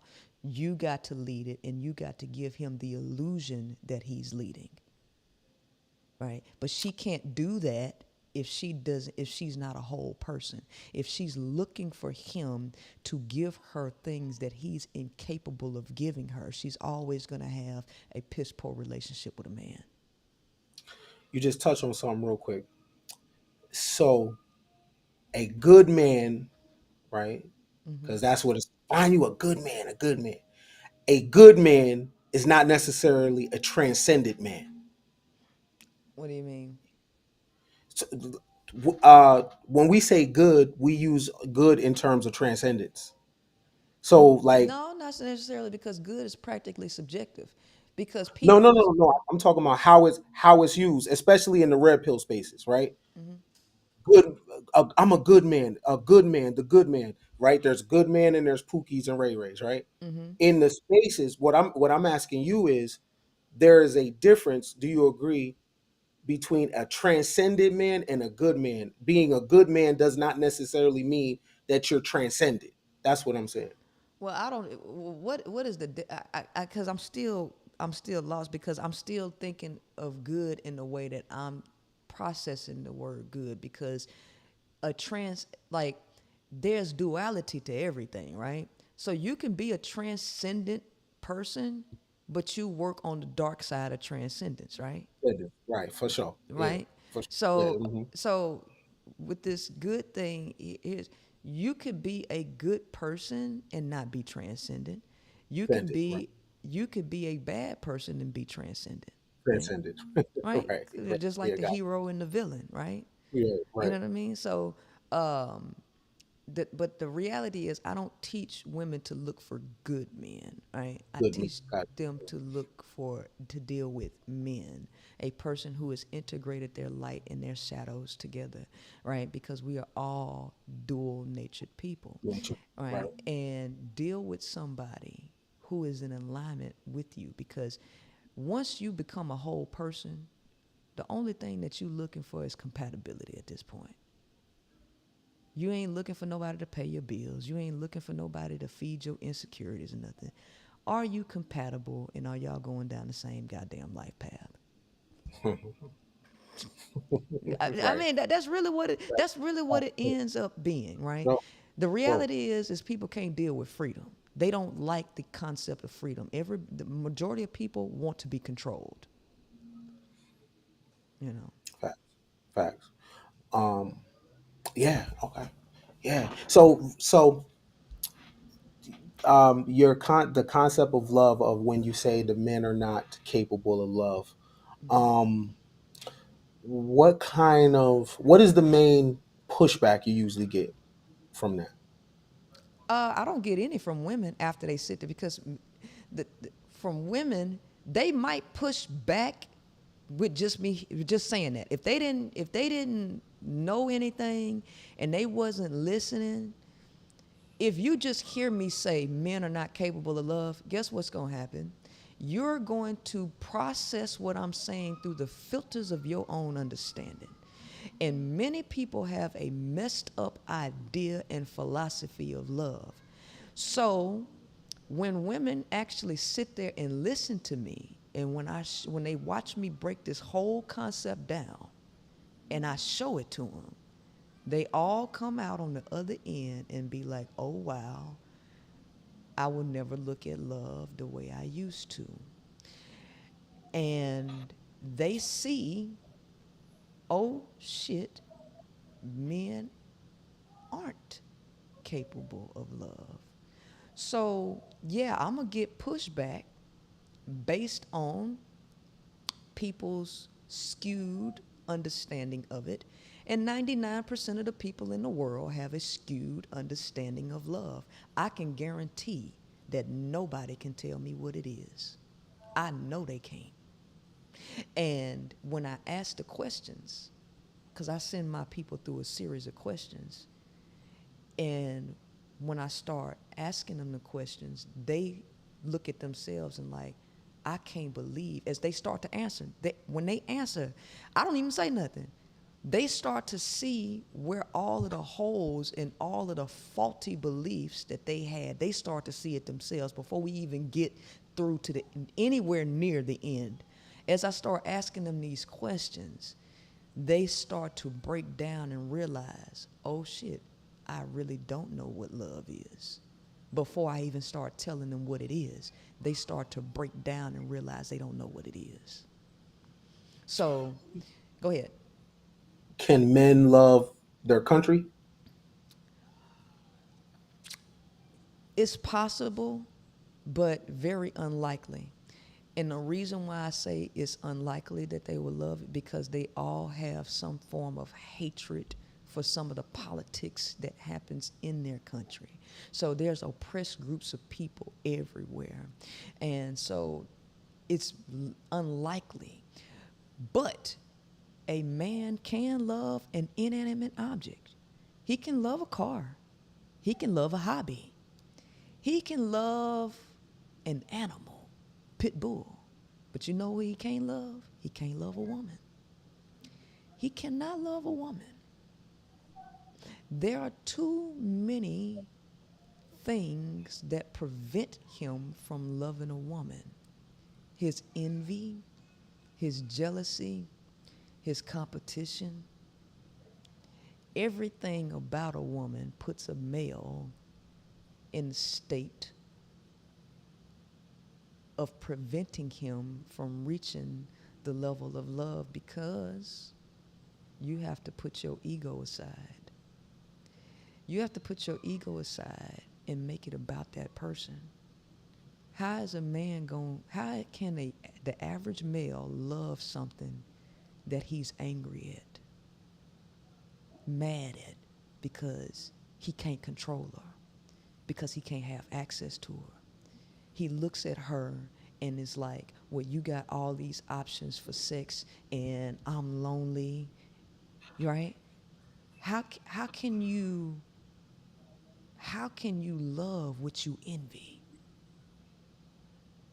or what you're jealous of? You can't. You can't. It prevents you from even starting the process of love. But see, he don't have that issue with a car, because a car can't hurt his ego. A car, he don't have to worry about no car withholding no pussy from him, right? So yeah, he can engulf himself in a car. And guess what? Those men typically name those cars women names, right? Oh yes, right. So he can love a sport, right? He can love everything but a woman. All right. So I'm gonna play devil's advocate pushback for you. Go ahead. All right.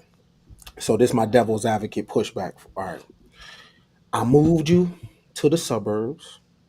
I got you out your mama's house. I worked 2 jobs so you can have things, right? So this is my devil's advocate pushback because we arguing about something, right? How can you say, how can you say I don't love you? I worked 2 jobs. I moved you out here. You have everything you say you wanted. All the shit that you asked me for, I give you. I'm not seeing nobody else. I give you my best. Okay. So my devil's advocate pushback is I'm a man, I got options. And I'm not entertaining no other women but you. You got a house, you got a car, you don't want for nothing, right? I told you, daddy, I take care of you, I take care of you, right? The kids, everything is taken care of. You have no care in the world. How could you say that I don't love you or man is incapable of love? That's my Okay. devil's Why advocate. why are you doing that? What is the purpose behind you doing that? Because no man is doing that without the expectation of receiving something back in return. Because the moment that you got to tell somebody, I do this, that, and the other for you, you're saying that because you have an ulterior motive or an expectation attached to all of the things that you do. When you We out, argue. We are this. It's an argument. You said I don't. You said you don't love me. You incapable of love. So that is the response. right? Because That because that you, yeah, but you give. But here's the thing: you giving up all of these actions. So now I have to ask the question: why did you do all those things? Because when you do something for somebody, right? You don't ever throw it back up in their face, right? And to even if you're explaining, because now when you throw that up, there is a reason that you did those things. What is the reason? because I thought we was together. I thought I Right, you thought we thought was we was together. together, but why are we together? Because here's when you get all the way down to it, there is a motive attached to it. Love is not an action. It's not an emotion either. Love is a concept of selfless intent. That everything that you do for somebody is with the intent of improving that person with nothing expected to come back to you. No man on this planet, no male, I'm not going to talk about a man, but no male on this planet is doing anything for a woman without the expectation of her doing something back. You either gonna be stroking his ego, you gonna be sucking on some penis, you gonna be taking care of his stepkids. You're gonna be doing something, cause he ain't doing it for nothing, right? Men are transactional, and no love can ever exist in the midst of transaction.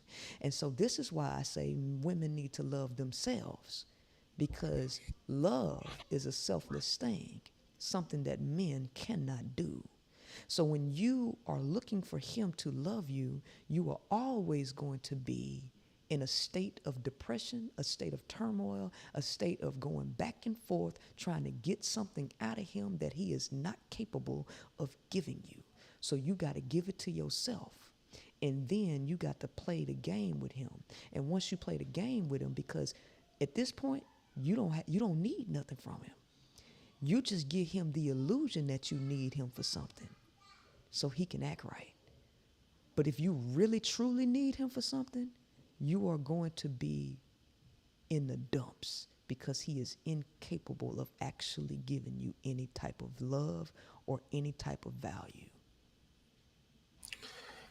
Here go a curveball for you. You ready for it? I'm ready. All right, bet.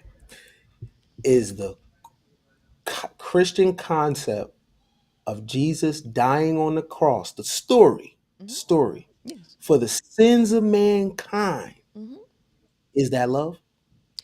I gave, you know what? In my book, I actually used that as one of the indicators that this is the definition, this is the 5 components of love. For God so loved the world that he gave his only begotten Son, that whoever believeth in him shall not perish but have everlasting life. That's actually the 5 components of love right there. Love is starting off with seeking first understanding. Seek first understanding, and then ye be understood. In order for him to move like that, he had to have a deep knowledge of the state of the people, a deep understanding of the state of the people, right? That understanding will move you to the second component, which is appreciation and compassion, which is sympathetic pity for the pain and suffering of someone, right? Understanding will lead you to compassion and appreciation. So for God so loved the world, he gave, right? Compassion, he saw the plight of the people and had sympathetic pity for the people and wanted to save the people. Sacrifice is the 3rd component of love, and that is to give up something of value. Sacrifice is defined as to give up something of value for something that is considered more important or worthy. And in God's mind, the people were more important and worthy than his only begotten Son. So he was willing to give up his only Son for the 4th component, to ensure the survival of that which you love. You do not want to perish, and you do not want to hurt. And the 5th component is willingness to die for. Anybody that loves anything will be willing to risk their life for it. Period. No male is putting a woman in that light. There are 5 things that a person will give up for 3 reasons. 5 things. A man, if a person loves you, a person will give up their time, money, energy, ego, and effort. Time, money, energy, ego, and effort. For 3 reasons. They will give up their time, money, energy, ego, and effort to add to the qualities that they recognize and enjoy about you in the second component. You can't recognize and enjoy no components of somebody that you don't seek to understand. Men will tell you flat out they don't give a fuck about you. They don't give a fuck about your degrees. They don't give a fuck about what you accomplish in life. They don't give a fuck about who you are as a person. So they can't recognize shit about you because they don't even fucking listen to you. They can't enjoy no qualities about you because men see all women the same. Because men look through at the world through a lens of sex. So all women are literally seen as one whole until he begins to individualize you. And a man ain't gonna individualize you until he seek to understand you. Period. They will give up their time, money, energy, ego, and effort to relieve you of pain and suffering because they recognize the unique individual that you are, and they recognize good qualities in you, and they appreciate them. And they have compassion, so they will give up their time, money, energy, ego, and effort because your lack of pain is more important than these 5 things. And they will give up their time, money, energy, ego, and effort to ensure the survival of the person that they found and recognized in the seek first understanding phase. Because that which you love, you don't want to perish. That which you love, you don't want to hurt. And that which you love, you do not want to change. You want to maintain the integrity and the authenticity of what you found when you sought understanding. These men ain't doing that shit. And they don't give a fuck about doing it. Because you got to put your ego aside, and everything that you do for a person has to be for those 3 reasons, not no selfish motherfucking transactional shit that these dudes are on. Men are incapable of love. They are incapable of doing anything for you, just for you, to see you be the best version of you. The individual, and any man that does it, he's a very rare individual. He ain't the average male. Because the average male wants some pussy. The average male wants you to stroke his ego. The average male cannot rise above his desire for power and control. He can't rise above his need for pussy. He cannot, because we're talking about a self-actualized individual. You got to climb, because love is above self-actualization. It is a level of transcendent. The average male is incapable of reaching that. And so a woman must do it and fulfill her own needs, and then just play with him on a string and make him feel like he's Superman, even when he ain't doing shit. If he fuck up something, you tell him to take out the trash or to clean up, and he half washed the dishes. You don't even tell him he half washed it. Just go back and go behind him, wash the shit yourself, and then tell him, baby, you did such a good job, and make him feel like King Kong when he's actually deficient as hell. Because you know that he is incapable of ever reaching that high level that you pull yourself up to. I got good news and I got bad news. Which one you want to know first? Give me the I got bad news. All right, so I got good news and bad news for all the women that's watching. You want the bad news first? I want the bad news. Y'all all dying alone. Baby, we gonna be taking trips, baby. All of y'all We dying been alone down now. we been down alone. What's new? Shit. What's new? Shit. The good news is y'all look nice, but All y'all gonna right. die alone. Okay, shoes. We gonna be Nah, looking great. We gonna be looking great forever, right? And so I know unequivocally men are incapable of love, and there's nothing that they gonna be able to say to me.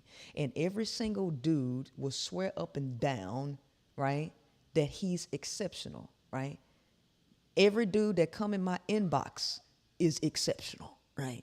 But based on standard deviation curve, exceptional is 0.1% of the population. The majority of men are average and below, right? When you look at the standard deviation curve, if you go even define standard deviation curve, it says 95% of all distributions, 95% of all distributions fall within two standard deviations. Within two. So, sir, you are not exceptional. You are not the 10-year-old studying for his astrophysics PhD, sir. You are average at best and below.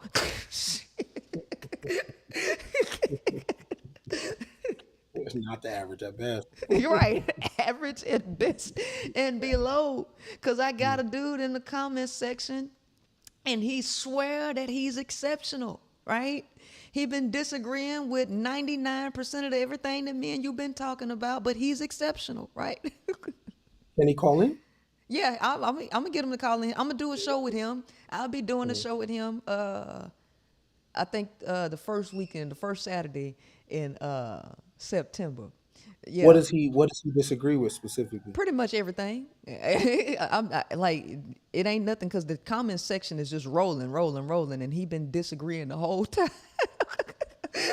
So he already, I know he said that you was wrong about the religious stuff earlier. Like he said that you ain't had no clue what you was talking about earlier. So Regarding the religion at piece. the begin, yeah, at the very beginning when we started talking and you started breaking down the stuff that you was breaking Well, down at the beginning. well, if he doesn't understand phallic worship and he doesn't Right. understand the rise of agriculture, the rise of monotheism, that's the rise of male-dominated religions. Polytheism is different because polytheism includes the woman, right? So when Abrahamic religions became on the rise, they destroyed all the temples, right? There used to be temples that had sacred prostitution, Right. right? There used to be sex cults back in the day. I personally believe, right, that the reason why uh, the religion hit so hard was because there was some type of global catastrophes that were happening, and I think certain priesthoods of males blamed it on female sexuality. So in order for these catastrophes like volcanoes, earthquakes not to happen again, I believe it was important to suppress the female sexuality, because the Bible talks about women being chastity for women a lot, but Right. not really addressing male sexuality. And I Exactly. believe after these global cataclysms, humanity has to find a reason why that happened. They Right. have to blame it on somebody or pin it somewhere. Um, And that's the and danger, that's and that's the danger of theory, because theory, that's what theory is. Trying to find, you see something in this world, you see it, and then you got to come up with an explanation, which will be out of thin air, right, to explain what you're seeing. That's what it means to, that's what a theory is defined as, an idea to explain something that you see, right? So that is the danger, especially when we're taking people's theories, which is philosophy, because that's what philosophy is, a theory or attitude held by a person or organization that acts as the guiding principle for behavior. That is the definition of philosophy. And when we're taking other people's ideas and turning them into religious philosophy and guiding our behaviors off of that, all that shit got to be questioned. Because who coming up with this shit? Whose ideas are they? so I just brought up the this is the third chapter of Genesis, right? Uh huh. And reading, it's important people read things outside of the Bible, Right. right? Or they Exactly. won't understand context, right? So one of the reasons why I believe that global cataclysms was blamed for female sexuality is because of the husband role and the the submission piece, right? Um, So I want to read you something. Um, that shall surely die. So when Adam and Eve are supposedly cursed, we don't really look at the woman's curse, Right. right? The woman's curse says it all. He shall surely die. Okay, Genesis chapter 3 verse 16. This is supposedly the fall. They have sinned. Listen to the woman's curse. Unto the woman he said, I will greatly multiply thy sorrow and thy conception. In sorrow thou shalt bring forth children. Stop right there. That's a curse, right? Exactly. So you will have, having children will be your curse. I know Exactly. how to read, right? Right. And listen, And so it comprehend, says, Ken. You know how to read and comprehend. and comprehend. Look, Yeah. listen. Unto the woman he said, I will greatly multiply thy sorrow and thy conception. Mm-hmm. In sorrow thou shalt bring forth children, and thy desire shall be to thy husband, and he shall rule over thee. Right. So prior to the curse, what was it then? It was Right? freedom. So Right. when Exactly. it was free, it was free, right? Mm-hmm. So when we look at indigenous cultures before European contact, Mm-hmm. there was no man above woman. Right. That's not my opinion. That's how it was, right?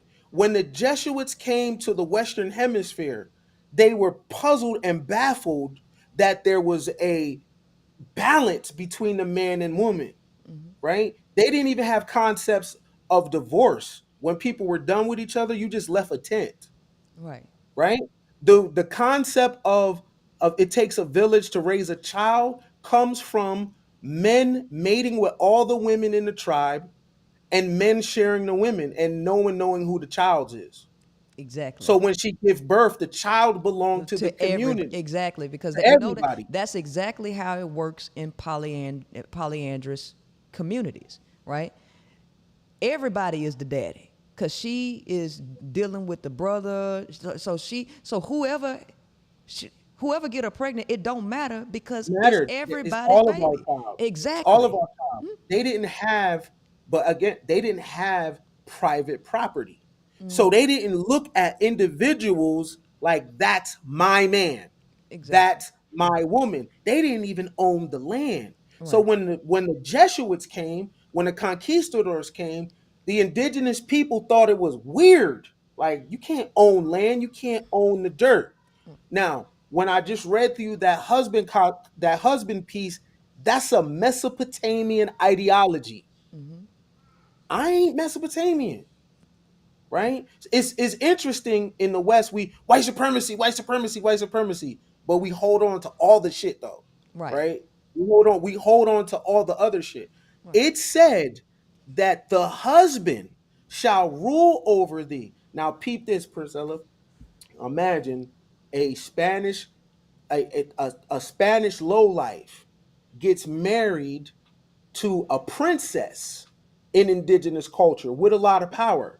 Mm-hmm. Now, under European jurisdiction, now she is under him. So he has access to all their resources. Remember, the conquistadors were looking for gold, Right. right? They were looking for resources, right? So that's an important thing. So I don't know what the individual that dude is talking about because it's right there that first of all, this is not for women. That's not. Am I simping for that? But this literature is not for women. This is phallic worship. This is when polytheism falls. You have the rise of agriculture. You have the rise of monotheism, right? And you have the rise of male deities. Mm-hmm. Even the devil is a man. Right. Like even the devil is a man. Father, Son, Holy Spirit. No woman. Mm-hmm. Not even a devil woman, Mm-hmm. And the reason right? and here's the reason for that is these dudes because you got the prefrontal cortex, which which separates man from beast, right? And it makes humans aware of their existence. The male has become aware of his true position on this planet. And because he has that understanding of the whole thing was to shift the entire dynamic, because the worship, the true, right? The masculine and feminine, right? The feminine is where all of the wisdom is. Like I tell people, no matter what, every device in your house that has the female end, it's all feminine. Your TV, your camera, your lights, all of those are feminine devices. That is where all of the computer chips are. That is where all of the wisdom is. The male end is nothing but the power source. That is all that is. And the power source is to give energy to the feminine. So when you go to um, feminine, female dominated religions, the matriarch, and you would see how they used to worship the woman, and they would always give gifts, right? It was always given, given, given, given, because that is the divine way. Masculine energy gives, right? And that is the male in physical reality. Well, men didn't like worshiping the feminine. And so they wrote themselves into it. This is the rise of phallic worship, the rise, because men have always felt useless. And they're basically rebelling against the fucking feminine, so they turn the motherfucking tables all the way around. They literally flipped the game on women. And so when they did it with the Father, Son, and the Holy Ghost, right? They say you can't get to the Father or to God except through his Son. But everybody knows that the gates to heaven comes through a woman, right? And so they flipped the whole motherfucking thing. And they completely eradicated her out of this wisdom. And there was a friend of mine who used to follow me on Facebook, but sadly he passed away.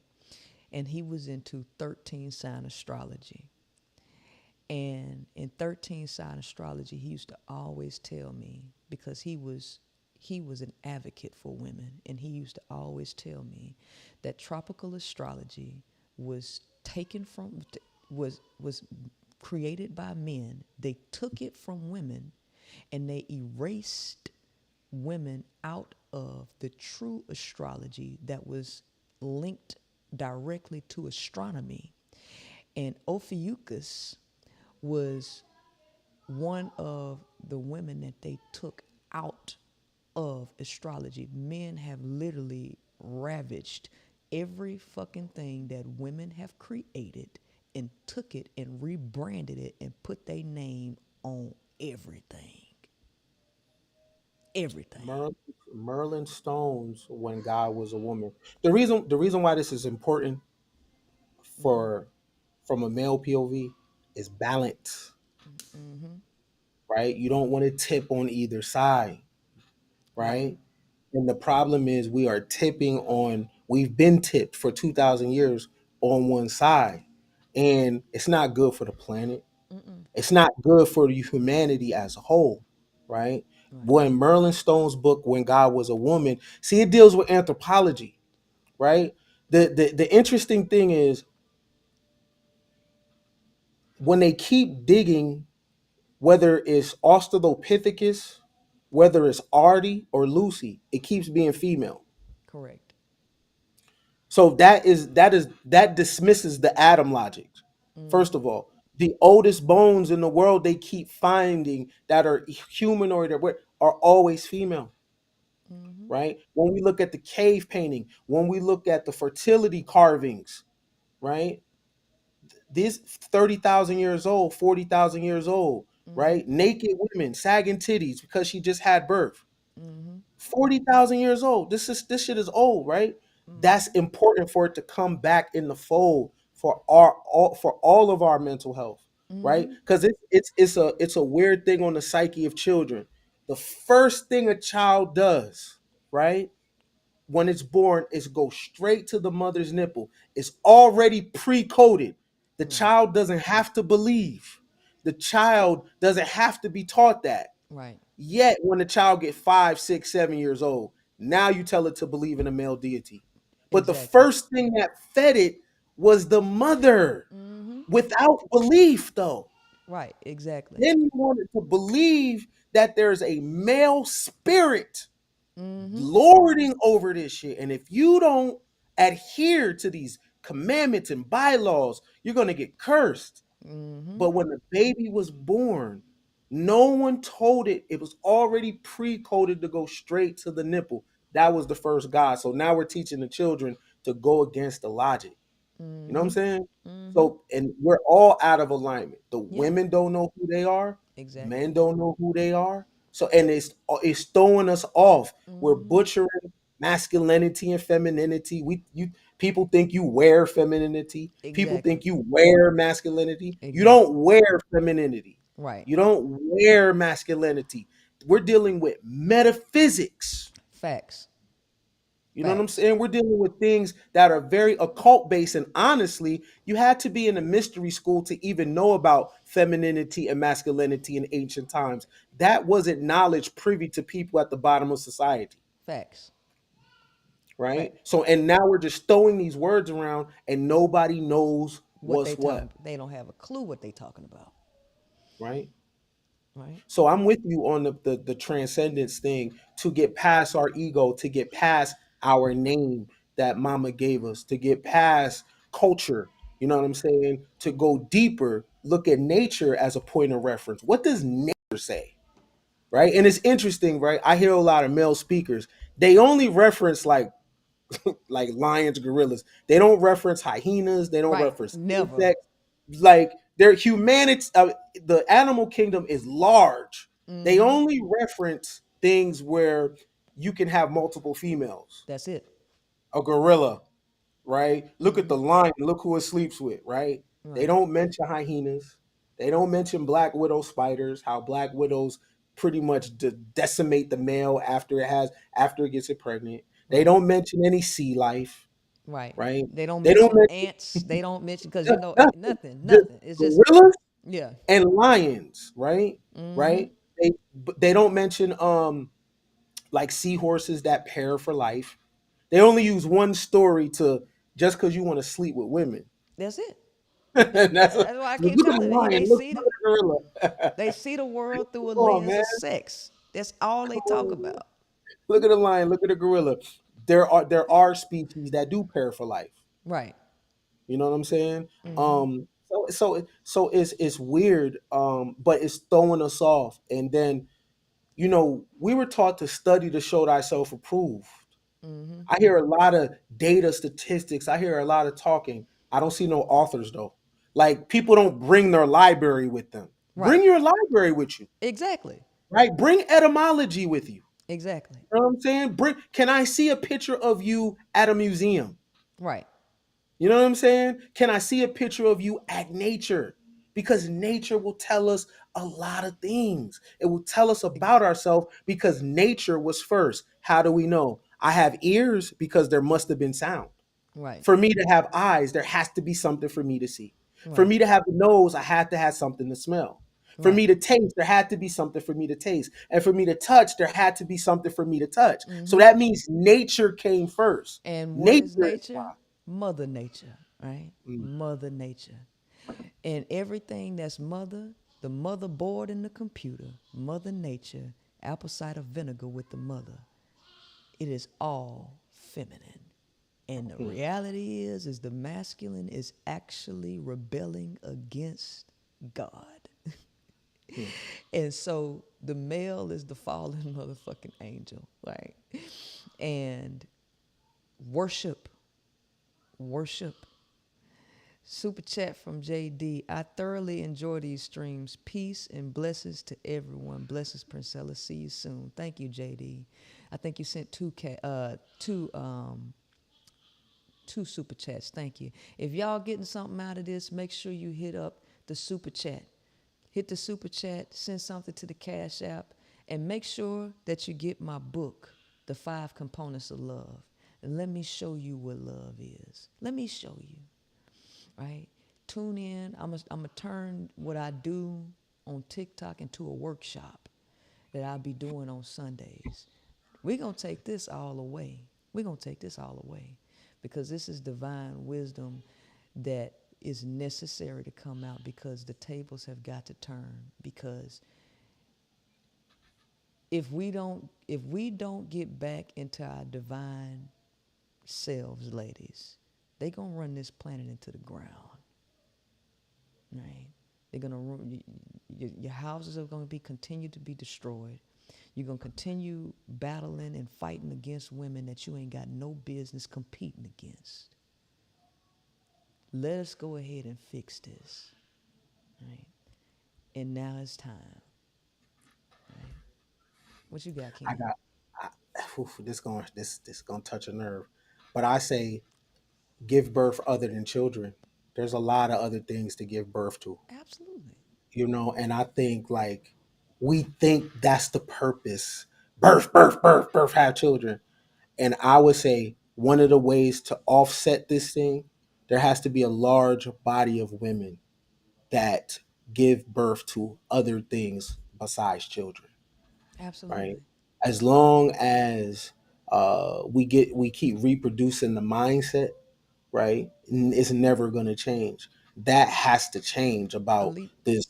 Elite Bell just sent the chat super chat. Thank you, $10. Go ahead. There has to be something that a drastic, an executive decision. And one of the executive decisions I see is like women can close up shop on their womb in terms of giving birth. And for things to change, that has to happen. Because all this talking don't mean nothing if we just keep having babies Exactly. and keep having babies and keep having babies. And when I say give birth to other things, the first thing we give birth to is ideals. Ideas, yeah, It's, right. it's, And it's how it works. ideals that change the world, not little babies. It's ideals. Yeah, and these ideals turn into new philosophies, right? But there are what I want to do is I want to ground people to truth, truth, a eternal truth. And when you make that eternal truth your philosophy, this is when you are free. Fuck your individual truth. Hmm, What is the eternal truth that will always exist and stand the test of time? That is what you make your philosophy. And when you make that your philosophy, the world is at your feet. hmm, hmm. Yeah. So yeah, man. I think the for manhood decoded is letting go of the womb, um, allowing women, not even allowing, get out the way. Uh, Let women self govern. They sink. That's on them. They have the ability to self govern. It's not the man's job to police women's pussy. It's not the men's job to police women's body count.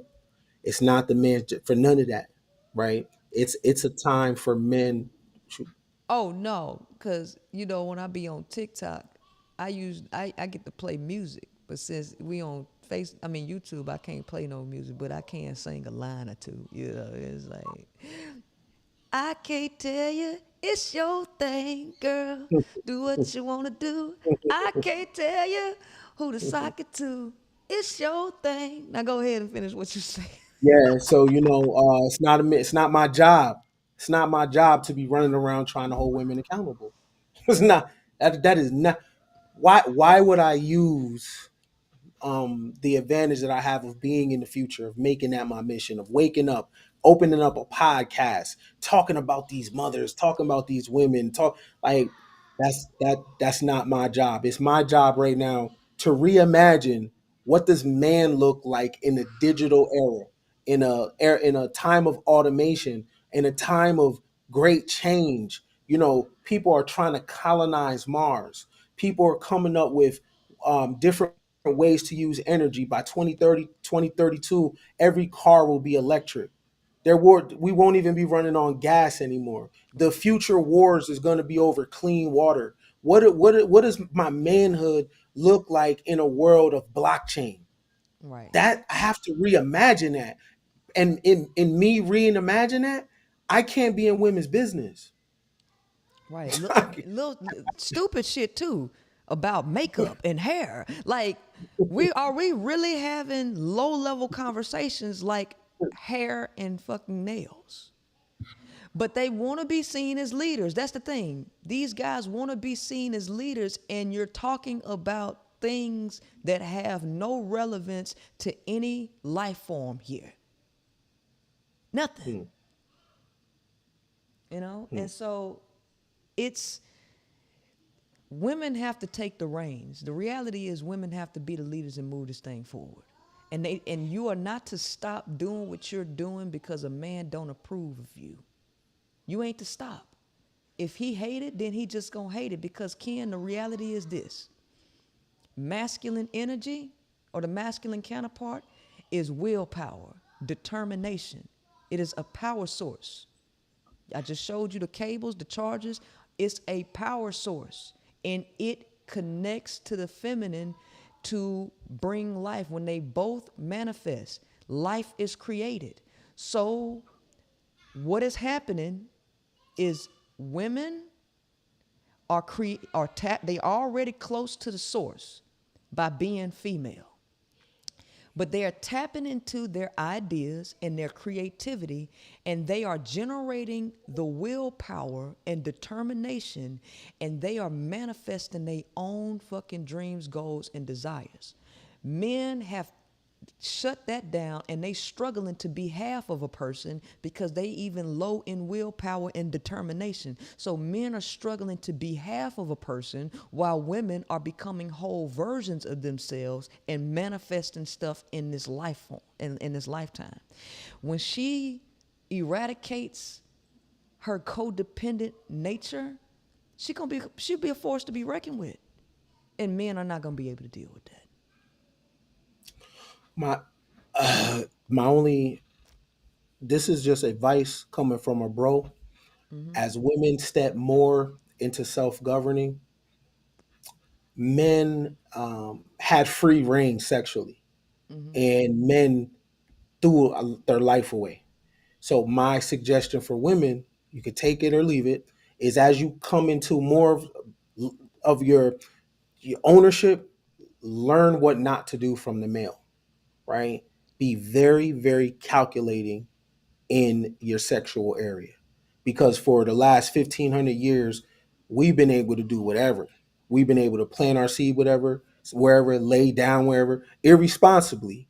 You know, great men have fell because of their sexuality, right? So now that the power is coming back to you, you got to know what to do with that and how to use it at your discretion and your own discernment. But don't be careless like the male, because that freedom, I'll be honest with you, we dropped the ball with that. You know what I'm saying? So with much power comes much responsibility. You know what I'm saying? So I would definitely, suggest that you could take it, you could leave it. You your own governor. So Think you about know. it, Ken. Remember, they said that the devil was going to have reign for 6,000 years, and then God was going to come back and take it back. That's what they said. That's what they said. I think That's the what. tables are motherfucking turning. Oh yeah, it's turning. Yeah, it's turning. It's turning. Did anybody ask a question? Any Oh man, questions? they got so many. Hey, if y'all want to call in, let me put the call number on here, because I know y'all want to probably call in now. Um, all right. And if y'all want to give something to my Cash App, there's my Cash App. All right. And there's the phone number. If you want to call in and talk to me or Ken, ask some questions, we waiting on you. I know y'all got something to say.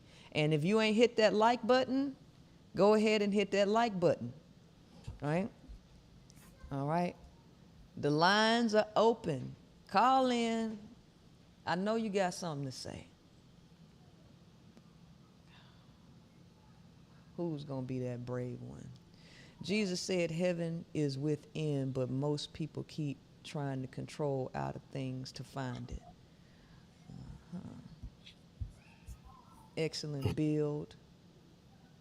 Men need to focus on themselves to better version of themselves. Lorraine say this is good. Like my mom say, some lessons are bought and some are taught. And Princella is definitely a light at the end of the tunnel. Thank you. I appreciate that. Anybody want to call in? Somebody call in, say something. And Alana, thank you. $10 to the Cash App. Donna Washington, thank you. Unknown caller. $10 to the Cash App. Okay, we got a caller, Ken. Hello? Okay. Good. Hello? Yes, How you doing? Who am I speaking with? this is Shirley Stewart. Hey, Miss Stewart, how you Uh, doing? I'm doing good. I'm doing good. So I just want to add real quick when Mr. Ken was speaking about women will die lonely. I don't know if he's seen that article that's going around by Greg Matos about the risk. I'm sorry, the rise of lonely single males. I was just wondering if you could pull that up, Miss Princella. Oh yes. Did you? He's familiar with the Yeah, article. I read it. Did you have a Okay. specific question for him? Well, he stated that, I don't know if he was joking, he appeared like he was making it out of a joke, that women are going to be, uh, die alone. Oh no, he was joking. He because that's the number one insult or thing that these guys are saying you're gonna die alone. So that when he was like, "Well, I got bad news. You're gonna die alone," which and so that's the worst of the worst, which is nothing because it's really a projection. So it was a joke on his behalf. Okay. The other thing, real quick, is he seems to question what is or what should a man bring to become or to transcend. It seems like he doesn't really know how that can be done. Ken, you wanna? Oh, I know. Well, I know that I'm the way that I'm asking the questions is for learning purposes, right? So I know what transcendence is, and I know what it looks like. So how I'm phrasing the question is just for a better understanding for the audience, right? So Priscilla and I talk behind the scenes. So transcend, what does that mean? That's a word that's not really used in public like that. People don't say transcend. People say I want to get better, I want to heal. Nobody really says transcend, and what does that look like? And then there's levels, right? So what does it look like to transcend the physical body while being alive? What does it look like to transcend religion? What does it look like to get at the top of the pyramid where not many people go, where you transcend money, you transcend body, you transcend religion, you transcend culture? Like, what do these things look like? So I was just throwing things at her so she can answer. okay. So you were just throwing things out. I think one thing I would like for you to take with you is that it depends on the circles that you travel in, because transcending spirituality, transmuting sex, and all that you can learn, or as you were saying, how would a man learn? It depends on the circles that men or even women want to travel in to try to learn these things. It can be done. Oh yeah, for sure. I know that for sure. Well, you make it like as if there's that you didn't. You gave me the impression that you really didn't know Oh that no, you know that. this is how we talk. He's very well studied and very well versed. He's not he knows a lot. So the conversation that we're actually having here, he's just provoking thought. So it's not Oh, that he okay. doesn't know the answers to these questions. He's what he's doing is throwing questions at me so that I can respond for the audience. Right? So it's not that he don't know the answers to these questions. Okay. Yeah. Well, that's just the way that I interpreted and some of the things he was saying and asking. That's all. Yes, I understand. I thank you so much for calling in, Miss All Shirley. right, thank you. Thank you. Bye. All right. Appreciate you, Miss Shirley. Take it easy. Hello. Oh, Unknown call. yes, I Hello. understand. I thank you so much for calling in, Miss Hello. Shirley. Hello. Can you turn your computer or your device down? Okay, yes. Who am I Is that speaking with? better? Yes, ma'am. Who are we This speaking is with? this is Janae. Hey, Janae, how you doing? Hi. I'm doing all right. I'm doing all right. Just want to let you guys know I love the debate. This is well, didn't even really turn into a debate. It's an actual discussion, which is what I was looking for. But I want to ask Ken, at what point did men get away from governing each other? You guys spoke about how the alpha male is supposed to govern the bottom feeders or what have you. When did it shift from that being done over to men trying to dictate what women do and governing women? I'm gonna answer this. Then P, I'm gonna throw it to you because I think we're on the same thing. I think there. This is me personally. I think there's like an experiment going on, and the experiment Mhm. is what does it look like with society basically with no like authoritarianism. So if they don't force religion on you, if they don't force certain practices in society on the male, what will happen? Like if you remember in the movie Trading Places, they did a bet, right? I think it's like a bet going on behind the scenes because the floodgates have opened and it seems like those people in power are not really pushing anything, not for real Mhm. on us because it's just a Mm-hmm. free for all. Like even our internet, we don't have a kill switch. We could pretty much do anything we want. And I think there's going to No, come. no, no. There is a version of the internet. I don't mean to interrupt you, but it's in theory because I haven't seen it. They call it the dark or the black internet. Dark web, Um, the dark some web, dark web. So dark is that some type of separation while we think we have free reign to free information right there? well, anybody can access the dark web. The dark web is just where a lot of deviancy goes on. It's also like back in the day they used to do a lot of drug deals on the dark Okay, web. So the dark web is there. You just for if the nerds want to deep dive into it. But I'm talking about kind gotcha. of like in China. China doesn't have access to a lot of websites. We pretty much got free reign Mm, on the internet. I don't think it's always going to be like that, but I think it's like that because when they tighten things back up, they're gonna say, you know what? We gave you a shot. We gave you an opportunity. We let y'all be free. We let you pick your mates. We let you pick your religion. And look at mhm, what y'all did to it. And it's a mistake because I'm with Princella. The average male. Now, when we're talking average, we're talking billions of males has to be led and controlled by a very small few men at the top because if they don't, they will go out of control. I'll end with this. There was a dude that killed his children the other day live on Facebook or he was streaming, right? And what he was complaining about was he was talking about that he wanted a conversation with people and nobody talked to him. He killed the children and the chaperone. Now think about this.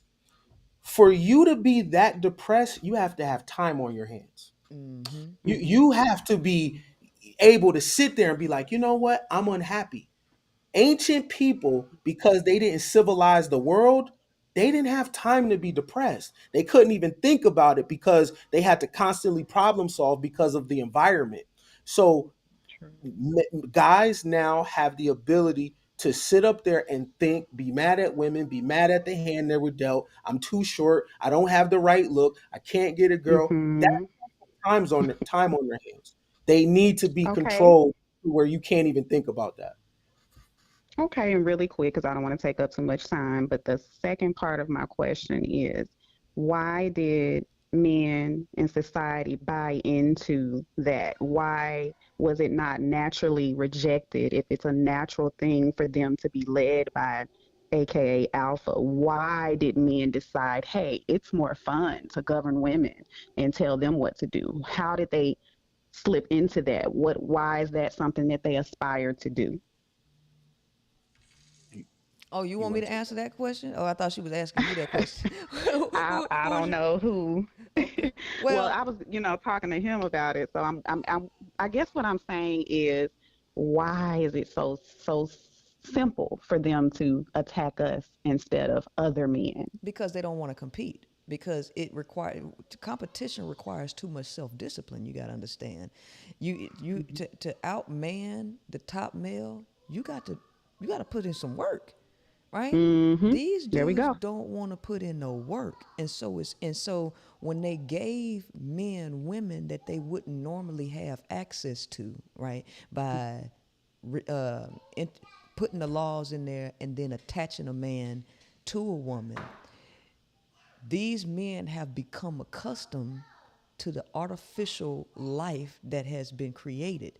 But now Mm-hmm. that things are going back into this divine order, they can't take it because They can't they handle. are not living in their natural habitat where they are forced to compete with each other.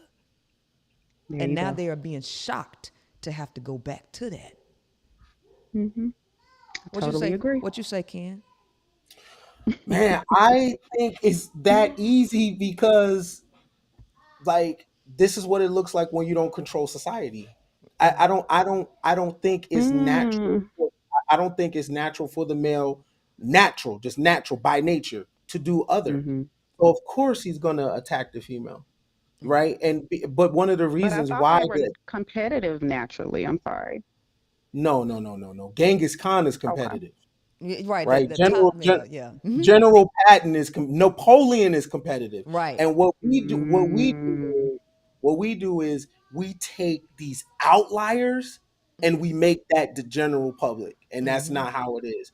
It's very few men that have rose through the ranks in the military, finance, educate, philosophy. Very, very, very, very few. Right? By nature, leadership is taught, right? The male is Baby, not a natural leader, I keep right? telling them that. And And they're running away with that narrative saying that they are. So it needs to be some re education around that for sure. there's leadership They say they're natural leaders. there's leadership conferences every year where high profile people talk about leadership, and these conferences cost a lot of money. So there's a paywall there to let the public know that this ain't for everybody. It's very Mhm. few leaders, it's very few exceptional people out of the billions and billions of people in the world. Why we only keep talking about these same few, Right. right? Okay. All right. Well, thank you for you guys' time. I love what you're doing, Princella. You probably already know that. Yes, ma'am. Thank you so much. All right. All Bye right. bye. Bye. Have a good night. All right. We had a couple more cash apps come in. Let me call these people out. Uh, Latoya sent $10. Thank you. And MS Consulting sent $20. Thank you. I appreciate if anybody else wants to give. There's my Cash App. Make sure that you go to princellathequeenmaker.com to get your copy of The Five Components of Love. If you want to know what love is, and you want to, when you really want to be able to see, get this book. All right. And I'll be doing a workshop. I'm going to transform my TikTok lives into an actual workshop that people everywhere can come and join, because this is going to be something that is going to take the world by storm, right? And it's going to change your life forever, right? Anybody else want to call in and say something to Ken? What else you got, Ken?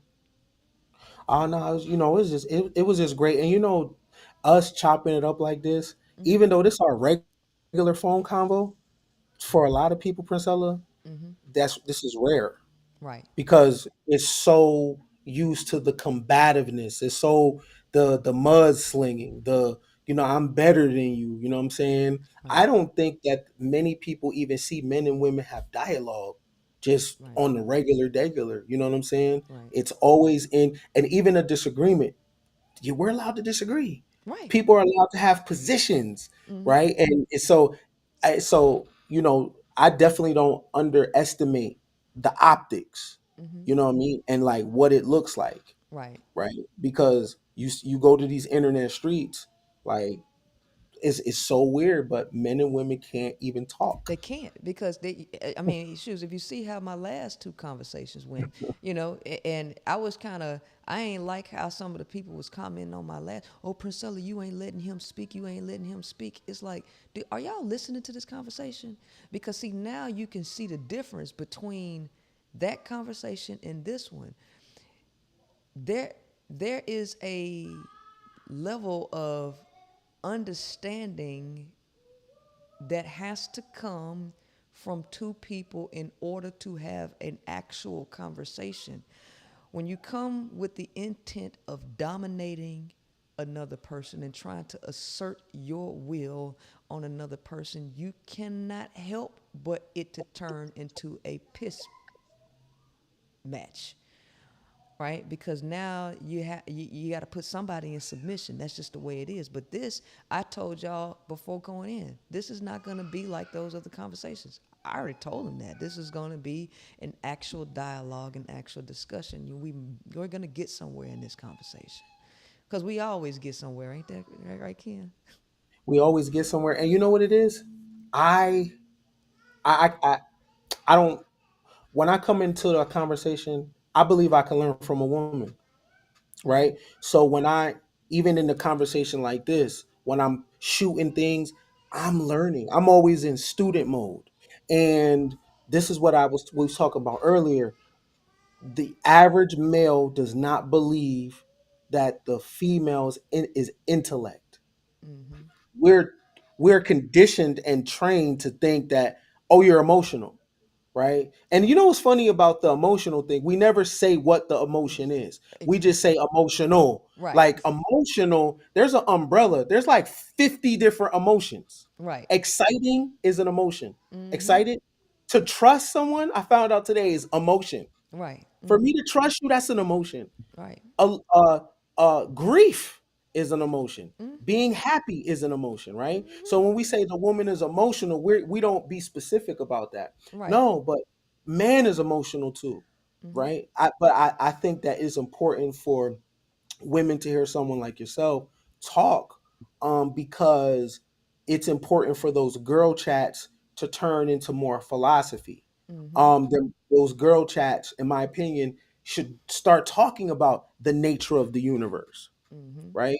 The girl chat should go into metaphysics, but because they're being taught in these spaces that femininity is worn, and Right. it's not a metaphysical ideal.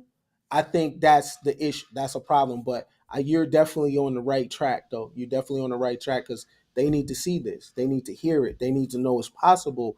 And when women bring beauty into philosophy, oh man, the game is over. It's a wrap. Mm-hmm. Absolutely. It's a wrap. Absolutely. And that is why the space that I'm creating for them is all philosophy, right?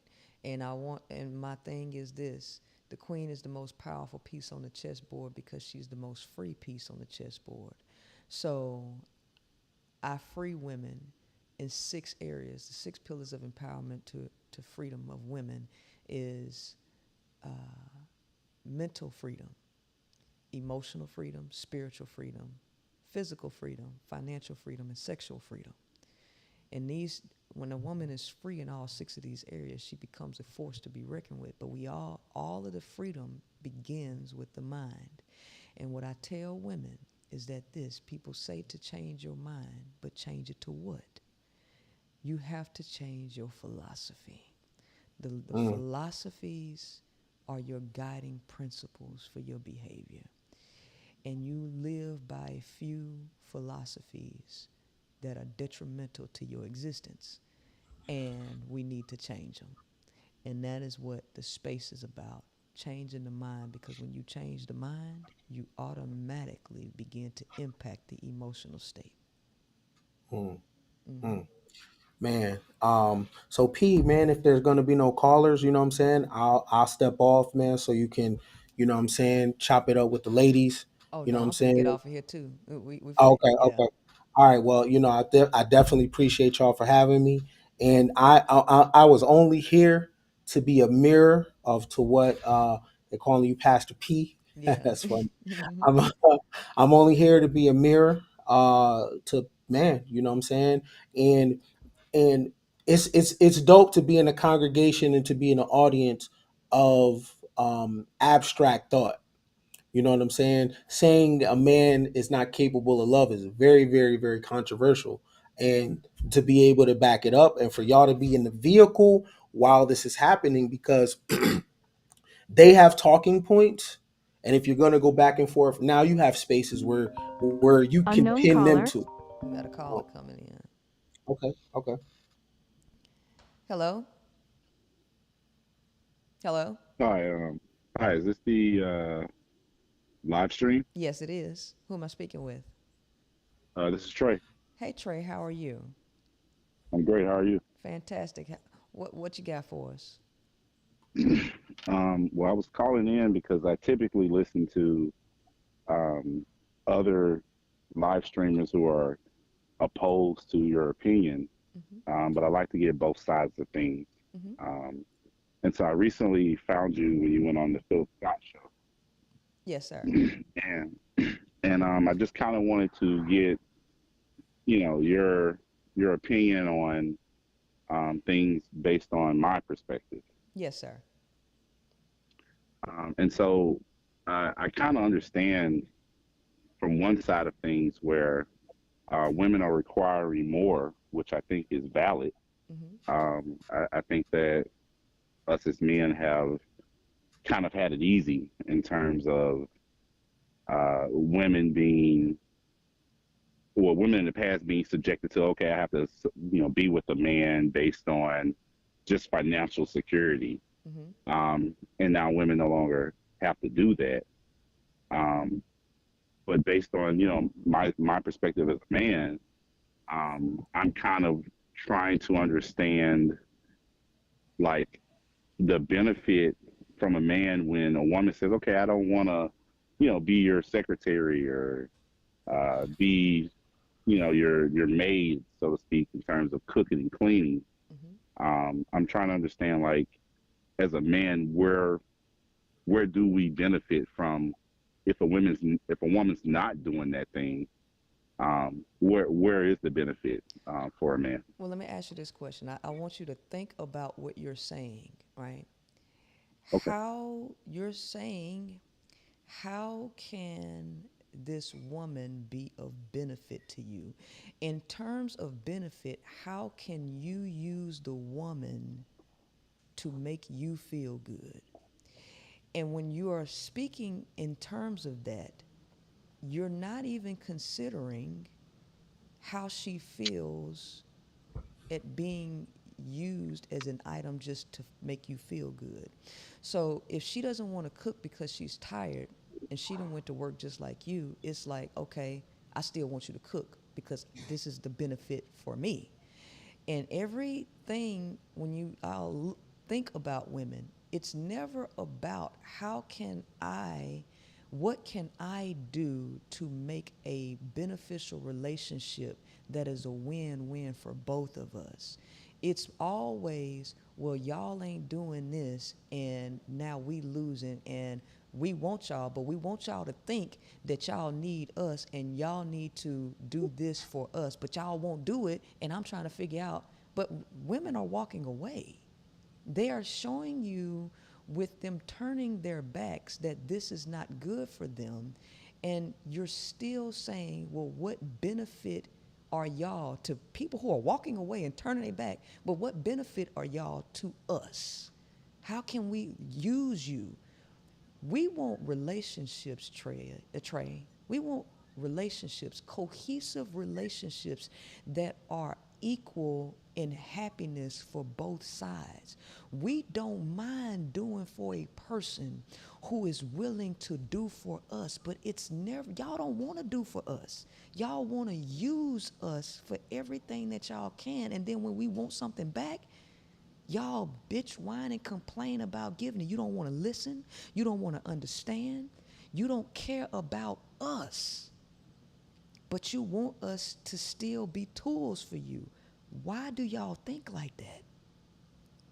Okay. Well, I'm going to speak now more specifically towards myself because I do agree with you in some aspect that. Um, I was raised by a woman, single parent household. I have majority women in my family. So I can definitely relate to women not being appreciated and women being expected to do more in a relationship. And I personally don't subscribe to that. I do believe that if a man and a woman both work, 40-hour a week jobs, that it's unfair to expect that woman to work that 40-hour a week job and then come home and cook and clean for the man, when she's been working the same number of hours as the man. I don't think that's fair. Um, Me specifically, I've been fortunate enough and blessed enough to uh, have a well-paying job, and to be in a financial position to where I can provide, to where the woman would not have to work. Like if she worked, it would be for, her own desire and not for like a necessity of like the mortgage and the bills being paid. Um, so for myself specifically, if I make enough for a woman to not have to work, so that if she does work, it's based on her choice and not a requirement. Um, and so if I have to work, is that normal for me to expect for her to like do the domestic things What's this? surrounding our relationship? So let me say this, right? So you're coming from a place. It is not because you don't want her to work. Like you're doing it to take care of her, to see her flourish. You're doing it because you're paying for a maid service, okay? If that's what you want out of a woman, why don't you just pay the people who do that instead of saying, okay, well, I want you in my life. And so since I make enough, I want you to do the domestic stuff, which, and it's less costly for you to have a stay at home maid, chef, and all of that. But that is not the life that women want to lead.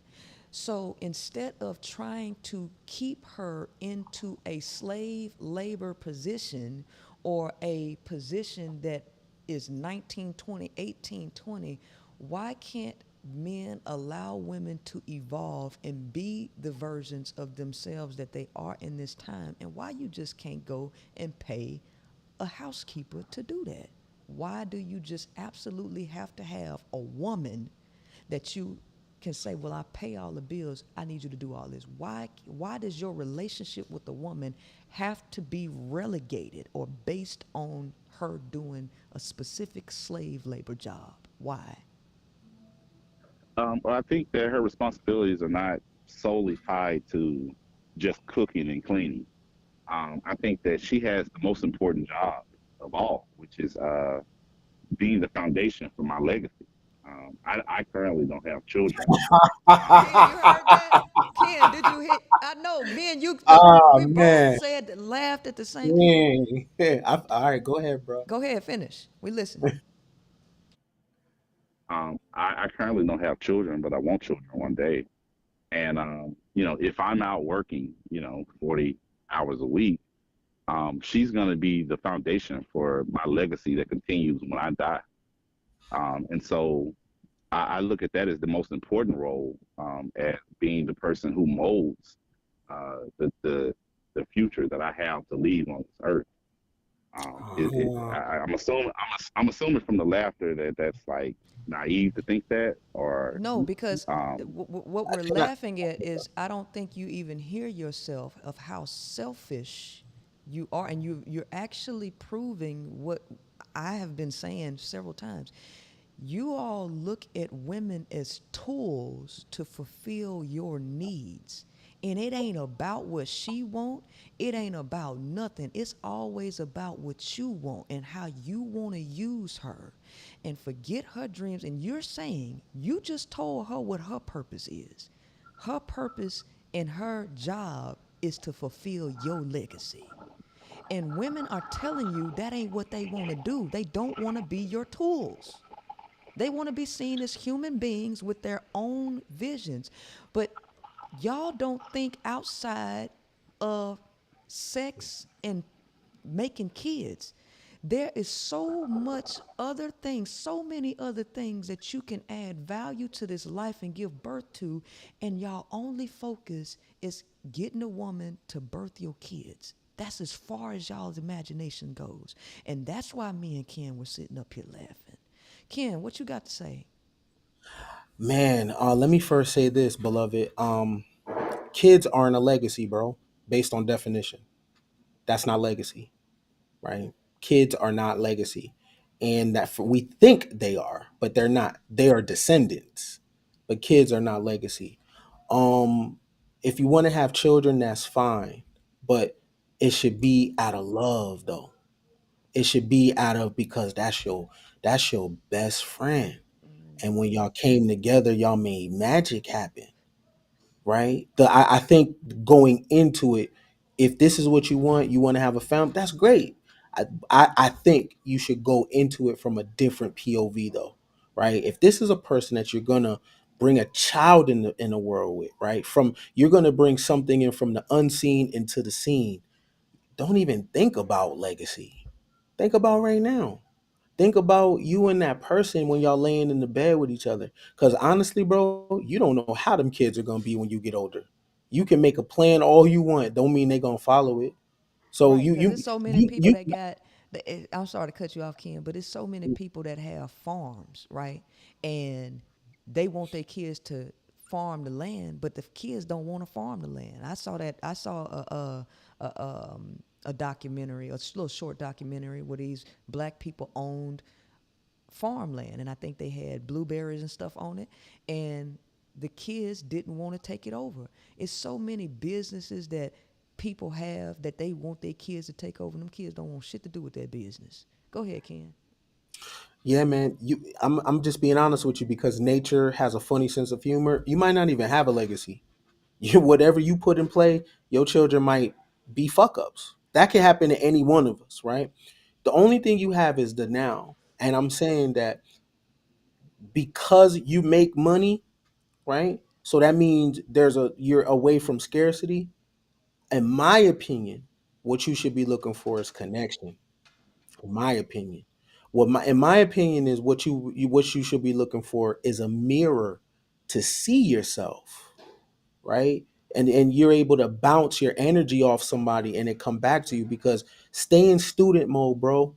That's what you said. That's not your fault. That's a conditioning. That's that my legacy, my legacy. What does she want? Do you know history don't record wives usually? You okay with that? Are you okay with history knowing your name but not your wife's name? Like we gotta Um, I've honestly never considered that, so I honestly don't know how to answer that question. I mean you Uh, want to consider it. I, I consider the family's name, not my name, not her name, but our family's name, Meaning the and man's name. That's the man's name. The family name is the man's name because we're still under forms of coverture. So when we think of family name, we don't think of women. We think of men. Come on, bro. Let's be honest, bro. Let's be real here. Family name is man. Because guess what? Doesn't she take your last name? of course, yeah. And wiping So her identity completely out of the picture. gone, gone, bro. Do me a favor. Can you tell me a historic woman that was married from the 1700s? Honestly, I don't research history well enough to even know that. Okay, can you tell me a man from the 1700s? Uh, Regardless, male or female, I don't research history George well enough George to really know. Washington. You know him. I've heard of yeah. You on your dollar bill. You know who that is. So my point is because we're living in modern times and you got the income, use your income to free her up too. Like Princella was saying, why she got to cook? I mean, if she's a good cook and she chooses to, that's great. Why she got to do that? Why she got to do? Why is the thing when you think of her is children? Like, I don't know how old you are, but like children occupy your time, and I'm telling you, bro, the romance with you and the woman. Let me tell you something. If she has a child, bruh, she is not gonna be thinking about you no more.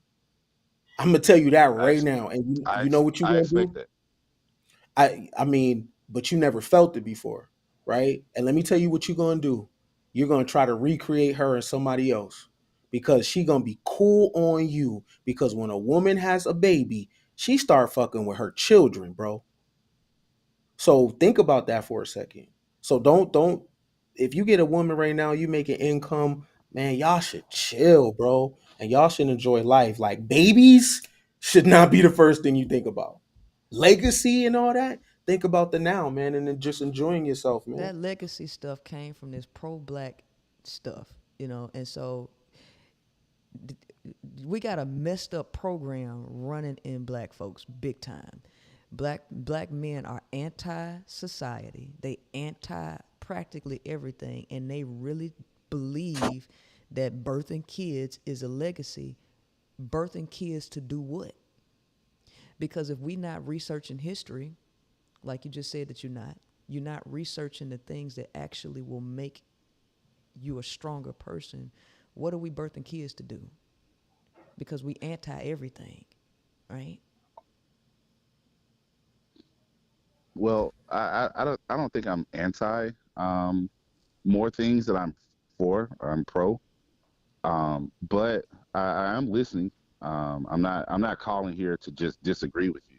Oh no, it's not Um, about disagreement. It's about coming to a understanding of even the self. Because a lot of times, Trey, this is what happens. Ideas are put out into the world. The average person does not think about anything that's being put out here. They hear something that sounds good, that appeals to their emotions, and they run with it. But they don't think about it. They don't turn it over and make sense out of it. They don't research. They don't do nothing. And so then they program themselves in ignorance. And unfortunately, with men, is so many male dominated podcasts out here that y'all are being misled with very bad information that sounds good, but it's really bad for you. What you think about that, Ken? Man, I think it's kind of like an echo chamber. And so I be thinking about the podcast. Do they love men or they hate women? Do they love men or hate women? Which one is it? Right? Because for them to be male podcasts, there's no discipleship going on, right? And we have to think past talking points. Legacy, legacy, legacy. We so trying to be in the future that we ain't even just functioning right now. What does that mean? Babies are not a legacy. They can't be. It's 7 billion people. That's not legacy. You know what legacy is? E equals MC squared. That's legacy.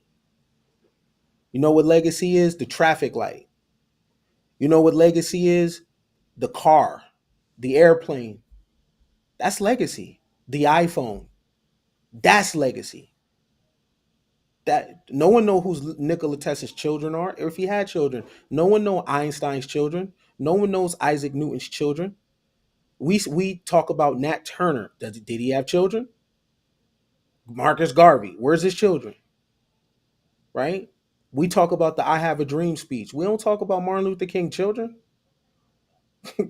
Martin Luther King's children does hella rallies. Nobody pulls up. We don't pull up, right? Because it's the "I Have a Dream" speech, right? So legacy is your contribution to humanity, and it can't just be babies.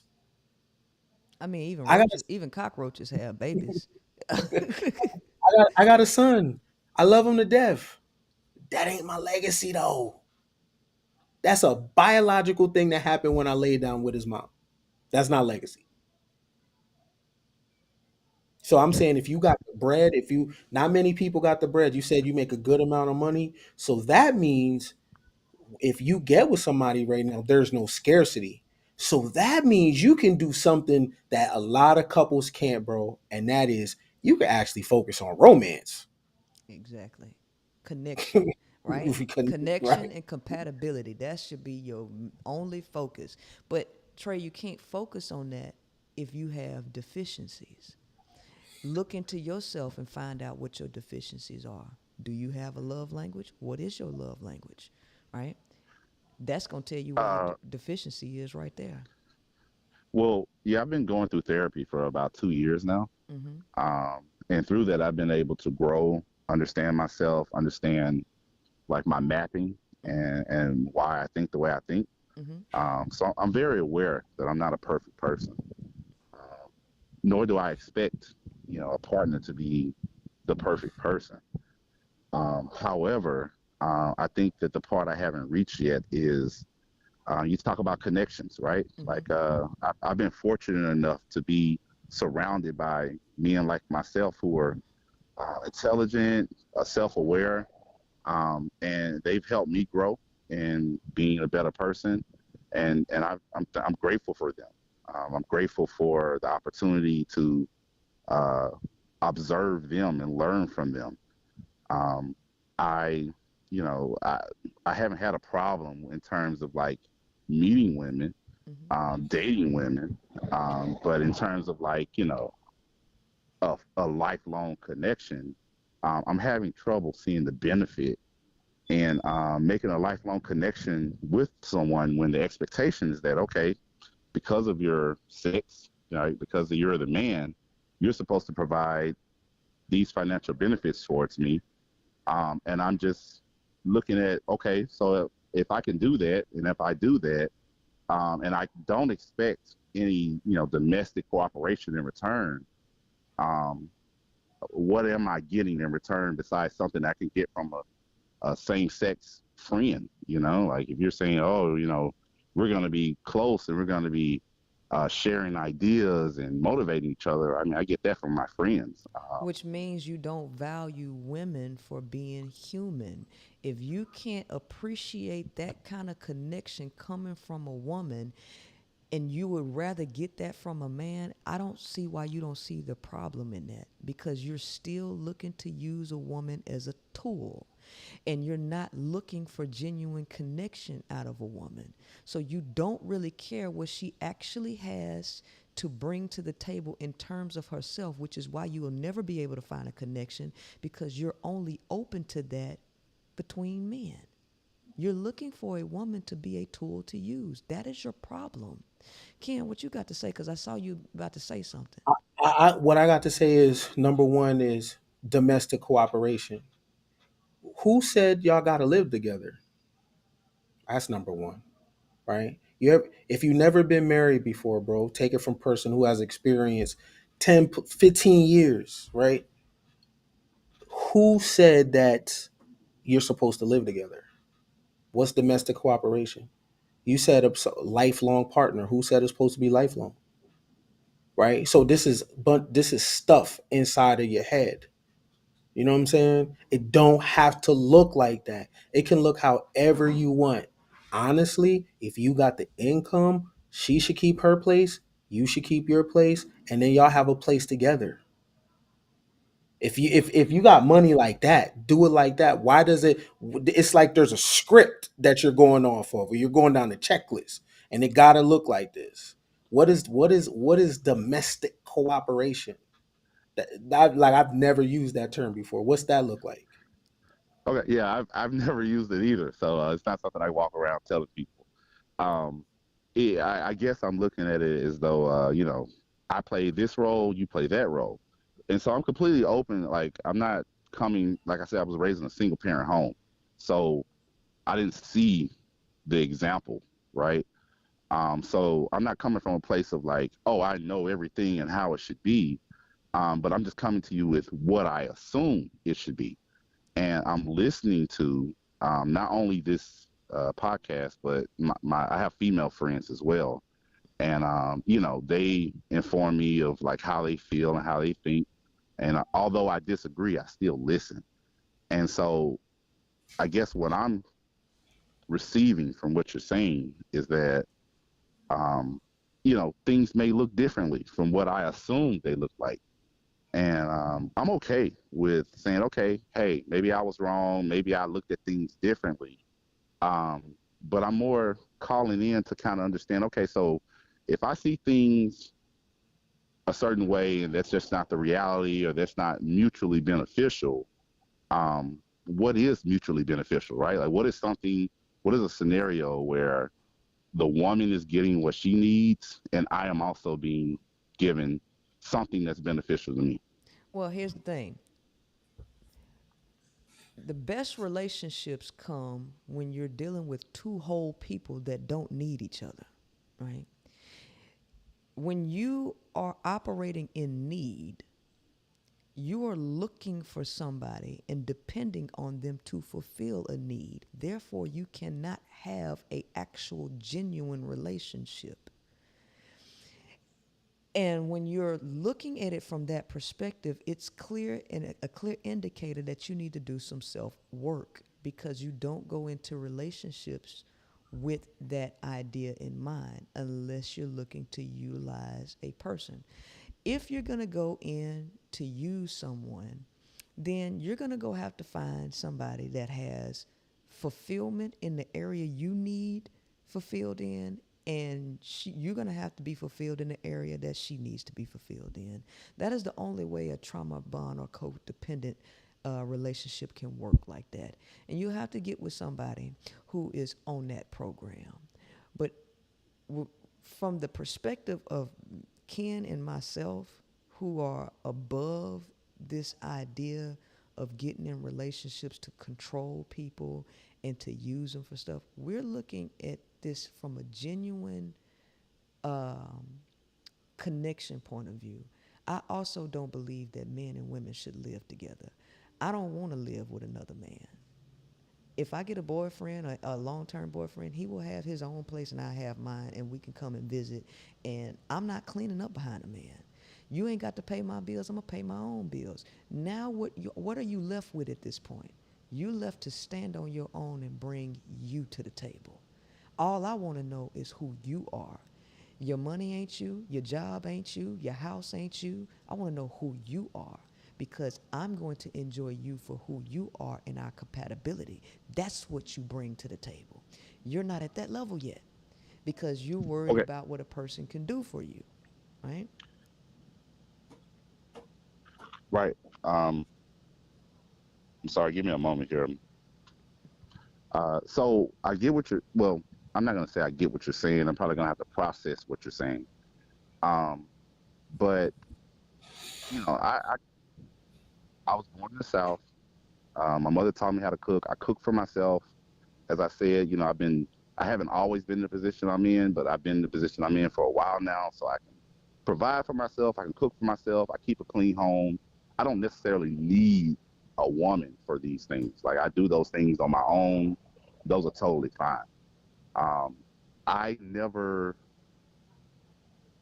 conceptualized the concept of, like, okay, I can meet someone and we're monogamous and we don't, live together, share the same space, but we, care about each other. To me, that feels more like casual dating than actually like developing a relationship and a lifelong partnership. And so, I guess my question, based on my interpretation of what you said, is our relationships more like what you just stated? Like, you have your own, I have my own. That's a true We just kind of relationship. That's a true relationship where people are not trying to control. They allow that person to exist in their being and they like them for who they are.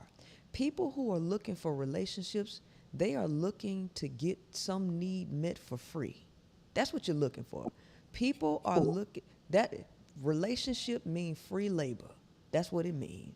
And so people who have the best relationships ain't even looking for none. They accidentally run into somebody that they compatible with, and then they enjoy each other's company. It's companionship.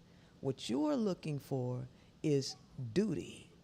You're looking for someone to fulfill a duty for low cost. That's what you're looking for. People who are looking for relationships They looking to get their needs met for free. What I'm talking about is a genuine connection, which is a true, authentic relationship. That's not what you're looking for. Yeah, like I said, like I'm forming my idea of a relationship based on my perception and not on what I saw.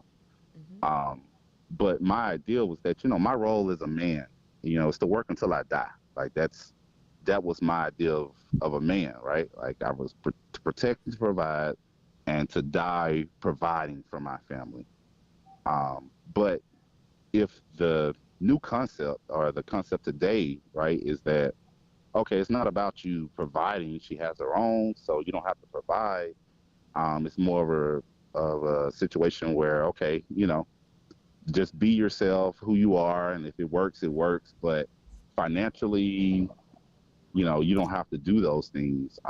I'm just trying to understand what things are today versus Well, you can't the. understand what they are until you get out there and bump your head. You're gonna have to knock your head up against the wall, because right now you're listening to a whole bunch of people talk without your own personal experience. It's just not gonna work that way, right?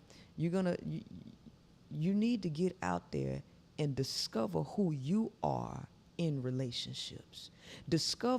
Try that stuff and see how well it worked for you. And don't hold on to any of these concepts as if they're true, because I can tell you right now, most of it is trash and garbage. But you got to find that out on your own and go with the flow. Don't go in no relationship with no expectation, no cookie cutter stuff, and this is how it's supposed to be. Women are leaving men. I need you to understand. They breaking up with men behind this. And these podcasters keep putting out information that is causing relationships, causing women to leave them. Women keep showing you they ain't about this. Listen, all you got to do is be what a chick like. You ain't got to, let me tell you, if a woman like you, she like you. You ain't got to have $1,000,000 in your pocket. If she like you, she gonna fuck with you. But you better be real. You better be real. That's what it take, right? And a chick will roll with you, right? She'll believe in you and all of that. But if you start taking advantage of her and you start running, man, that chick will leave. And I'm gonna tell you, there is a dichotomy, right? That both male and female have to play a game to keep each other attracted to each other. There's a specific gameplay that has to happen. The problem is people who get this power and understand how to use it, they take advantage of it, and it becomes a win-lose fucking game instead of a win-win game. Because none of us are going in with equity in mind. We all going in with the ability to conquer. I'm gonna get you before you get me, right? Drop all this shit that these people talking about on this podcast, because it's bullshit and it's a lie, right? Well, I just want to say, like, for the record, like, I'm not trying to conquer a woman. Like, I'm not trying to make her be less of a person, or make her diminish anything about who she is. Like, I don't think that's a fair assessment of, like, who I am or what I'm about. However, I do believe in roles, right? I do believe that a man has a role and a female has her role, and that those roles should complement one another, to benefit each other. It's not a role. If you're creating this idea that this is what a woman's supposed to do, you're already off. A person's role in life is what they are most effective at. So here's the thing. If you let's say me and you want to start a business, right? My skill level, my skill is in management and structuring organizations. But since you think you the man, you think that that's supposed to be your position, even though you ain't got no experience in it, right? You got experience in bookkeeping. But because you feel like the role of the man is to lead, you'll tell me, hey, I know you got experience in running, creating, and organizing organizations, but that's the man's job. I'm gonna need you to bookkeep, and I'm gonna do this. No. A person's position, to hell with a role, The position that is to be played is where that strength is, right? And when you go in with the cookie cutter, this is 2022. I know you just heard Ken sit up here and tell you they trying to do clean energy. By 2045, it's going to be all electric. We are not in the dark ages anymore.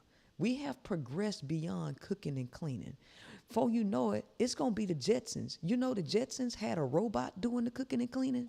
You remember that, Ken? What was her name? Judy? What was it? Right? She Yeah, rolling yeah, around yeah, there yeah, doing all the cooking and yeah, cleaning. Listen, you yeah, got to yeah, yeah. elevate. We are not in the Stone Ages. This is not the Flintstones, right? When you have a partner, you do what needs to be done, right? And if you got the money, baby, you outsource. You don't put that on the woman. You free up your time and you create other businesses or other births or children, which will be ideas, and you put your energy there. This idea that a woman just got to have the role of being a domestic slave is outdated.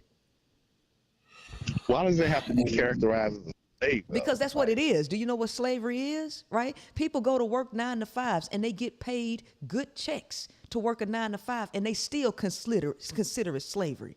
So what you think is going to be when you have to stay at home and you're expected to do work 24/7 because the house ain't never clean? I want you to understand that the house is never clean. You clean all day, every day, right?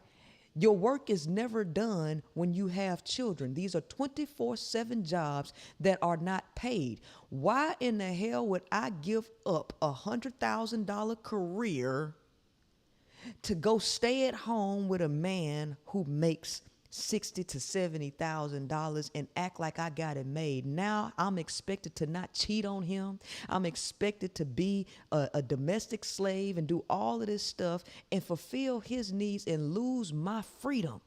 Sir, that is not a good deal. And to expect that a woman should be happy with that is delusion when they keep showing you through their actions that that ain't the life they want. And y'all have this idea that you just want to make her do that. No, no.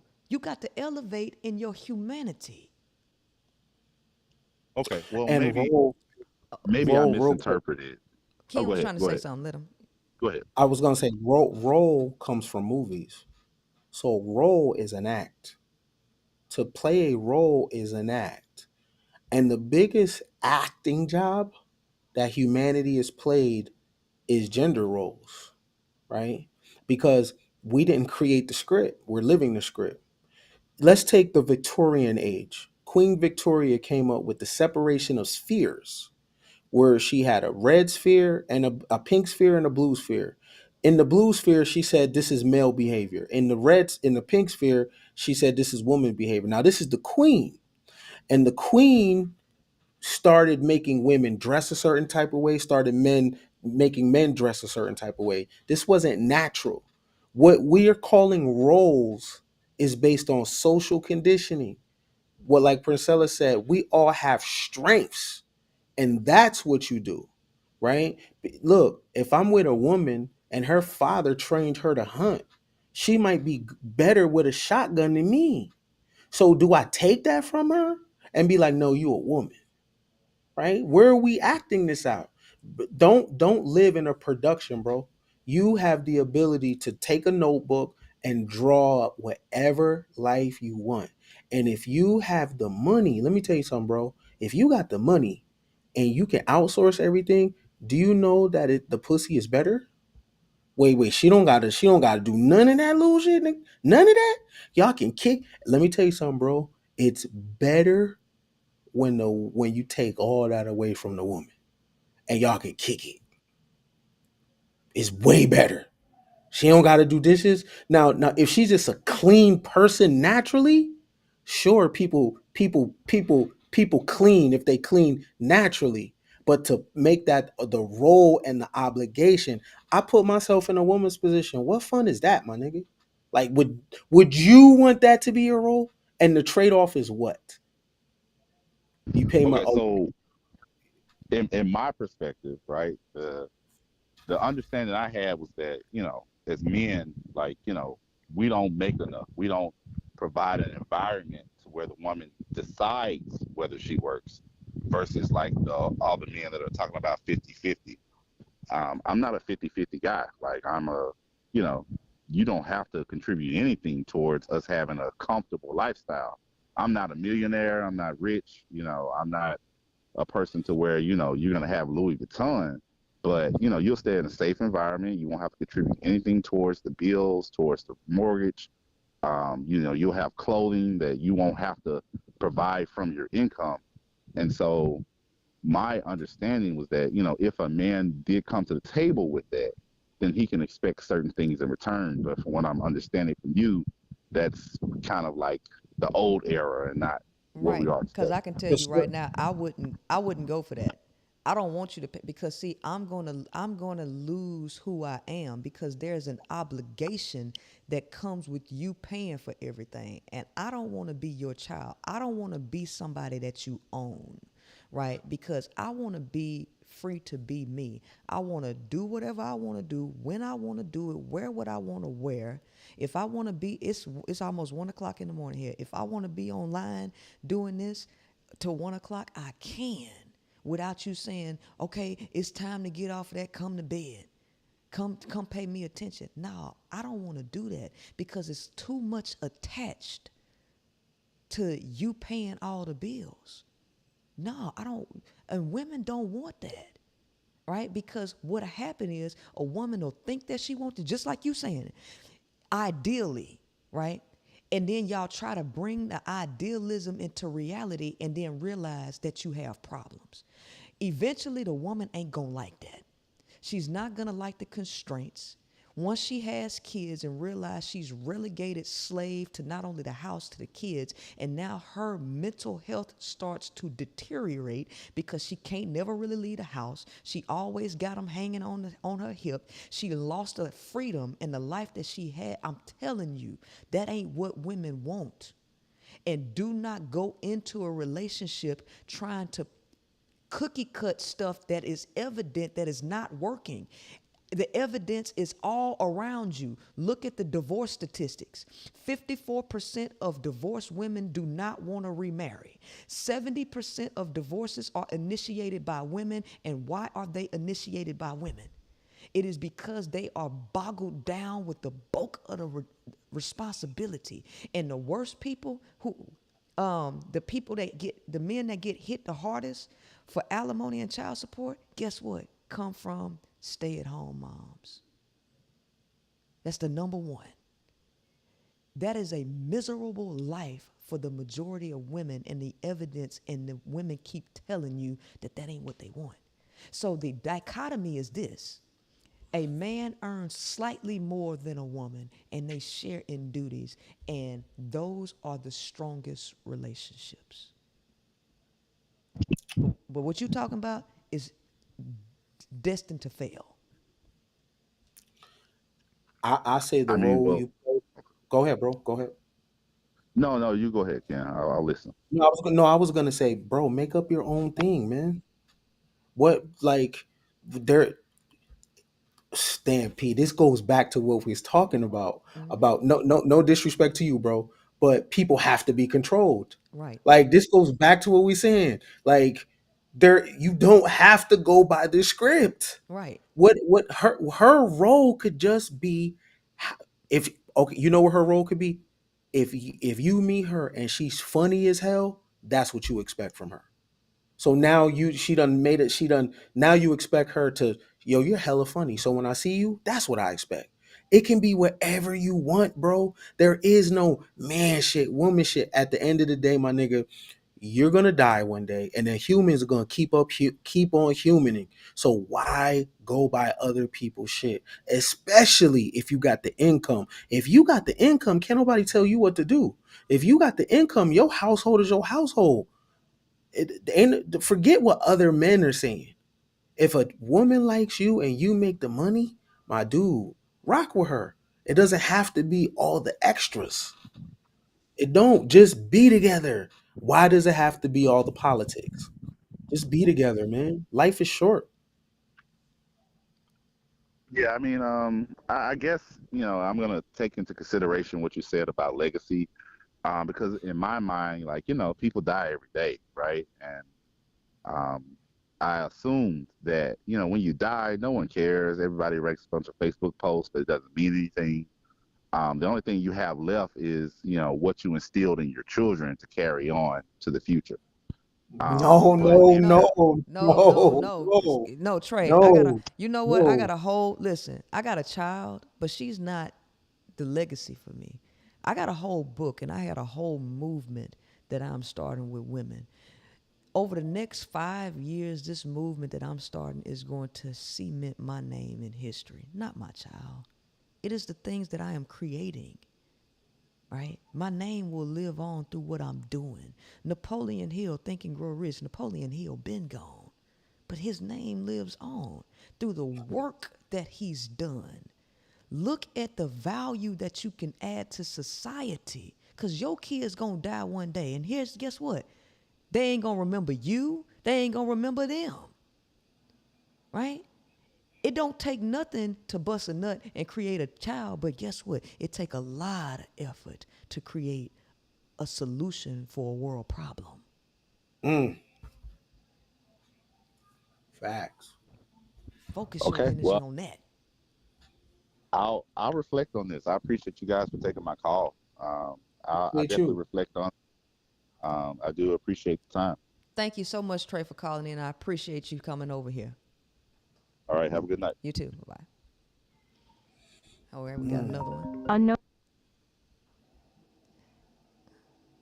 All right, hello. Hi, Hi, how you doing? Who am I speaking with?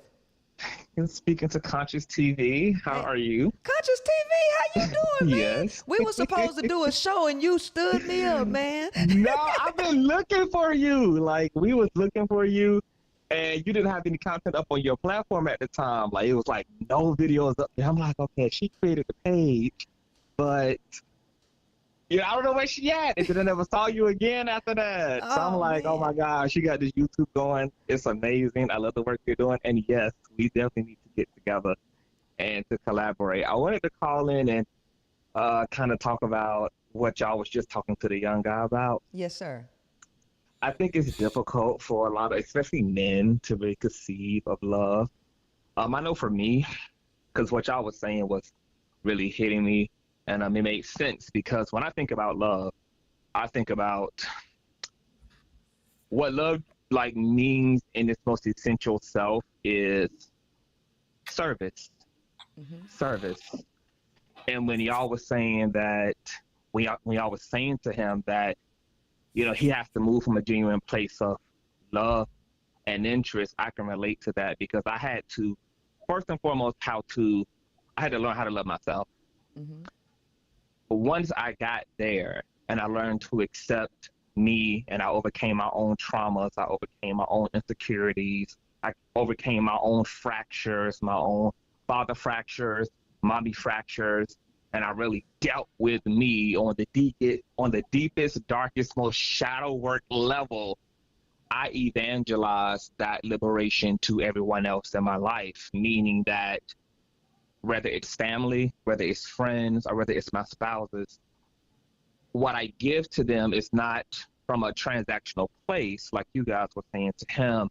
It's more so from a selfless place, like I love these people for them. Right. It's not about really what they can give to me. I'm more so existing from this vibration of this thing that's compelling me to figure out how to love them into their happiness, how to make their lives better. And when I really think about, now that I'm thinking about it, this is why most of my relationships, at least from the outside in, they look lopsided because it looks like it's all about the other person. But essentially, I really don't know what else love is, but genuine service to others. I'm not more so concerned really about what I'm getting in return because I made sure to clear that up in myself before I even gave myself to anybody else. Is that first and foremost, I knew how to be full without you. Right. I learned how to be full without you contributing to that fullness. Exactly. Hmm That's And exactly what it is. and then as a result of that fullness comes up so much that it overflows, and now I have to give the overflow because I'm overflowing in it now. Like I have excess love, and so I'm giving that away to the people that I'm in the lives of. And I can tell you too that it's so much more freeing when you don't require anything of other people. Facts. When you are able to just show up in you, and you're able to allow your good to just be simply good. And so when I'm loving folk and supporting folk, it's literally just because of what's in me for them. And whatever they provide or don't provide in return is about them. It's not about me either. And I don't even measure out if I'm going to give based upon if they're going to give. So I think living in the West and just being such a transactional society, I think it is difficult for people to conceive of a selfless love because, like you were saying, most of our interactions are very transactional. If I do this, you do this. If I provide that, you provide this. There's back and forth, frisbee throwing, and so somebody's saying, "Look, if you want to be with her because you find her smile beautiful, you love her spirit, you love the way you experience yourself when you're loving on her, because we're having an experience of ourselves when we're loving other people. Just loving other people is bringing out the best in us as well. Then be with her. And if she loves you in return, you will know that because she'll be thriving as well. She'll be showing up in her highest self. And you just simply don't even need her to necessarily give anything. You can just operate organically. And when your love comes to an end, it's also okay for your love to come to an end for someone else as well. So sometimes things last for a season, sometimes things last for a lifetime. Some people that you love, you're going to love them always, and you're going to love them until the end of time. And then some people you're going to love for the next 3 years, and then you're never going to see them again, and you're never going to run into each other and encounter each other again. It's all fine. But I got what y'all was saying to him, and but yes, I think it's difficult because y'all touched on it that we are out in the world outsourcing for our sense of worth in other people, and that's where we get into the transactionalness at. Like, I'm not complete, so I'm looking for you to do something that I struggle to do for myself. I'm looking for you to fill a void. I'm looking for you, and then in that you can get control, you can get domination, you can get people manipulating people into the covenant relationship, whether that's through, because I largely think that men, even this whole notion of women needing to bear the children, I honestly think that this is a manipulative ploy by men to also control the woman and to kind of permeate her into the relationship, is by reproducing with her, and relying on that as a way for her to stay in place. When I think about a lot of the men in my life, they all were willing to reproduce and have children, but at the same time, still neglect the woman and neglect the family as a whole, which leads me to think that, well, it couldn't have been about the love for children and just bringing children into the world, because you can and you have this love to give to some other being, but that this is just out of more control and seeking control. But I just wanted to come and add that y'all are slaying tonight. This was really epic. This is what a like-minded conversation looks like between a man and a woman. Y'all did y'all thing tonight. I'm very proud of you. Have Howard. I'm going to email you. Adore you to death. Please slaying patriarchy and driving them over the cliff. You're probably going to need to be in witness protection zone. If people because keep saying patriarchy gonna be after your ass, honey. So you make sure that you stay locked and loaded. But I love you to death, and keep doing the Lord's work. Thank you so much, Conscious TV. We'll talk again. Okay, babes. All right, bye. That's what's up. Yeah, that was great. That was great. You can take one more caller, Ken? Or you? Yeah, for sure. Okay. No, I'm good. Okay, so if at I'm one, built for it. Though. all right, so if another person want to call, Ken, what's your cash app? Somebody want to give to you in your cash app. Dollar sign Kenny Briz, Hold on, let me. KENNY BRIS.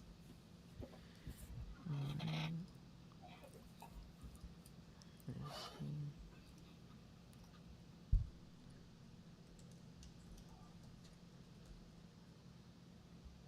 And shout out to that caller too, the dude, Trey. At least Yeah, he was, he was. asking questions. You know what I'm Yeah, saying? But it just goes back to what we was talking about like control. Like what happens when people have to put it together themselves? right.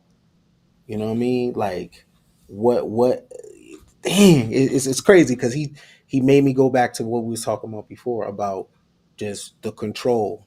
The ideals come down from the top and everybody do them. Don't ask no questions, Right. right? It's the roles. A man is this, a woman is this. Like, what does your eyes tell you?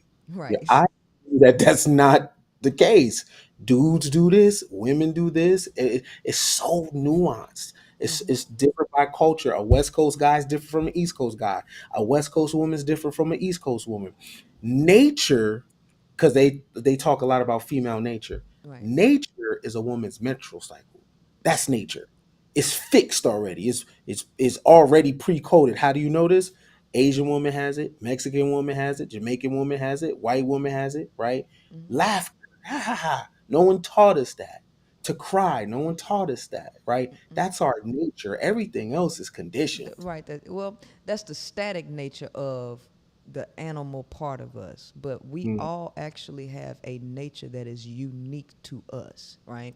And life, if we're coming from a higher level way of speaking, the fact of the matter is we're spiritual beings before we ever human. We are spiritual mm, beings on a human experience or a human journey. And the fact of the matter is we have a nature, that spirit has a nature for why it's here, and it will go through life experiences to bring out the nature of that soul. So who I am, I was destined to be this, right? This is my nature. I'm a naturally gifted speaker. I'm a naturally gifted entertainer. This is not who I am is not conditioning, right? So we all have an individual nature, visual, right. but a person who don't operate in love of you will never recognize your individuality or your uniqueness or your authenticity. And our journey on this planet is to become authentic versions of who we are, the self. And so this is the era that we're in, and this is a golden opportunity for people to truly get in tune with the authentic self and not the production self. Mm, Right. That makes sense. righteous, for sure. Mm-hmm. I'm picking up what you're putting down, for sure. All right. Well, I don't think we got no more callers, man. But I haven't thoroughly. Oh wait a minute, we got one more. Every time I say Unknown caller. yes, hello.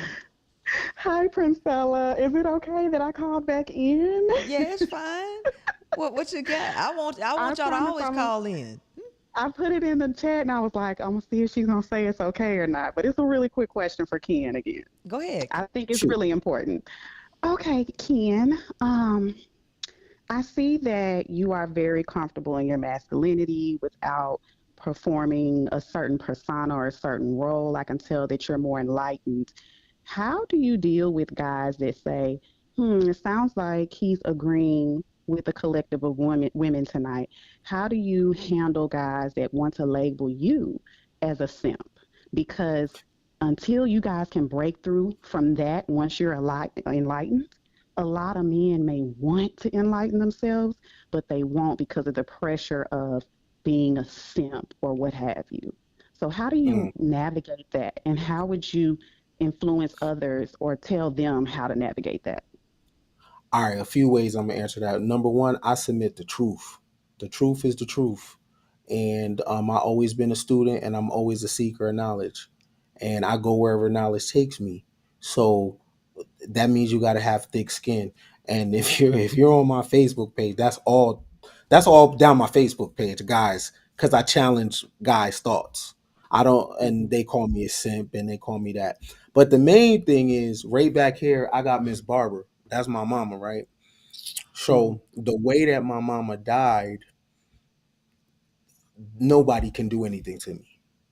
Mm. What can anybody do, right? Because her and I relationship really structured me. I can handle anything, right? Right. So But for Miss those Barb, that can't, how do you counsel them through that? Or is it just, it doesn't have to be in them and not on them? yeah, and then no, okay. So like, okay, there's a movie called Shallow Hal, right?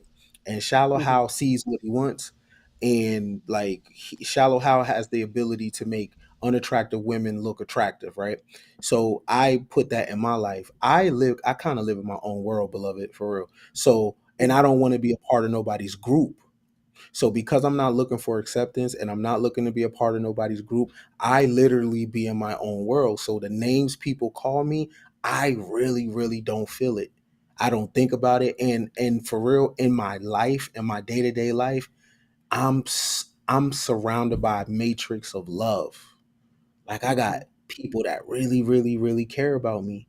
I got little babies that's checking for me. I got men that's checking for me. I got women that's checking for me. So within my small tribe, I'm somebody, and that's all I Hmm. need, and I'm good with that. And Okay. um, but I have a love circle. I'm a loved on man. I can't lie, and because I'm loved on, I can go out and battle the world. And here's the thing: I'm loved on by righteous women, not just That's I'm important. Yeah. I'm loved by righteous women, and they pray for me. Mhm. Okay. So what a guy calling me a sin? What's that? That's just a name. Well, the question wasn't most more so geared towards you, but I'm hearing a constant trend of it's almost like anytime a guy agrees with a woman, even in a small aspect, oh, you're simping for her, you want her, oh, you just trying to get in her pants. And so Yeah, I'm wondering how the guys that wanna excel or, elevate, how are they going to be able, because I've seen some come up right up until the point where now they're being chastised for it and they just slip back into that. And it's not my responsibility, but I'm just wondering, like, how does those that men play out? those men have to be comfortable going against unrighteous men. There you go. 'Cause what who cares what an unrighteous man call you? Oh, they Who cares? care. Who so then that means that the people that care, they're not standing on a square and they don't actually believe. Because when you believe in what you're saying, you don't care about nothing. And this is the thing: we should never, ever, ever care what people that have parasites in their body think about us. Mm, there you go. That's Okay. their parasites doing that. It ain't even them. They got worms in their body activating them to do that. I want to say this. I don't want to interject. Well, I do want to interject. I want to say this. Listen, uh, I want to read two things, and this is Army Core Values. The 7 Army Core Values actually spells out leadership. LDRSHIP.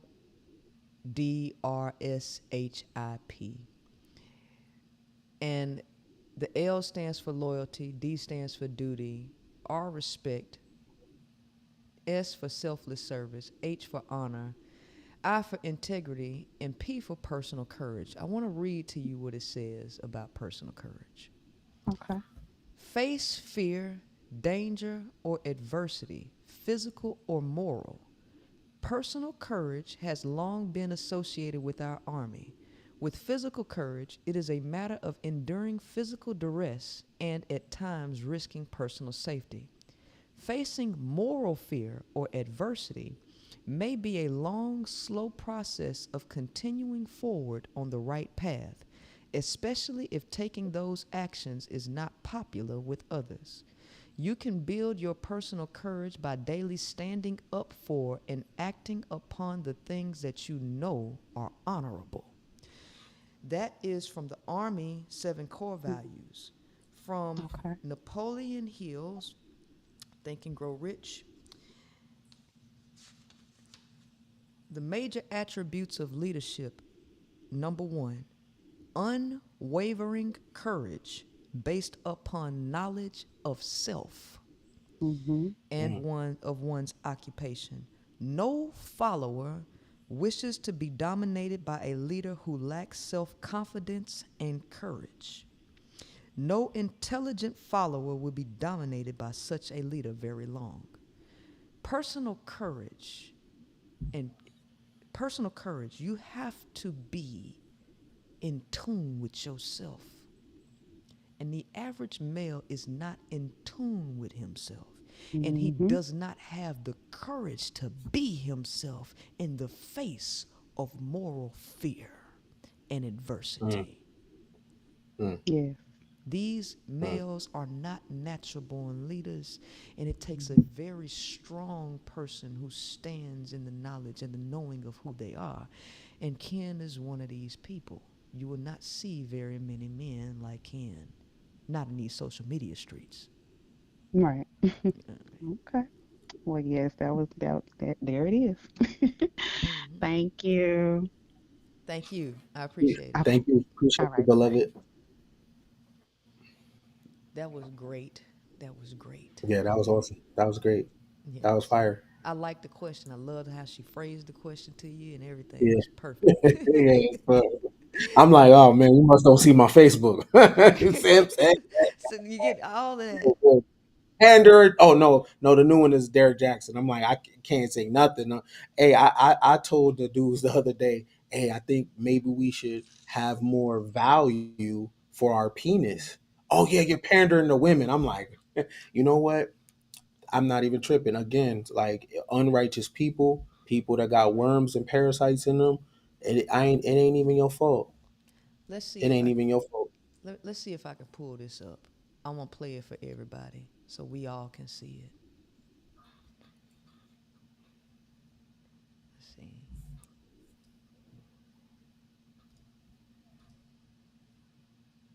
Okay, I'm gonna turn it here. So apparently I pander.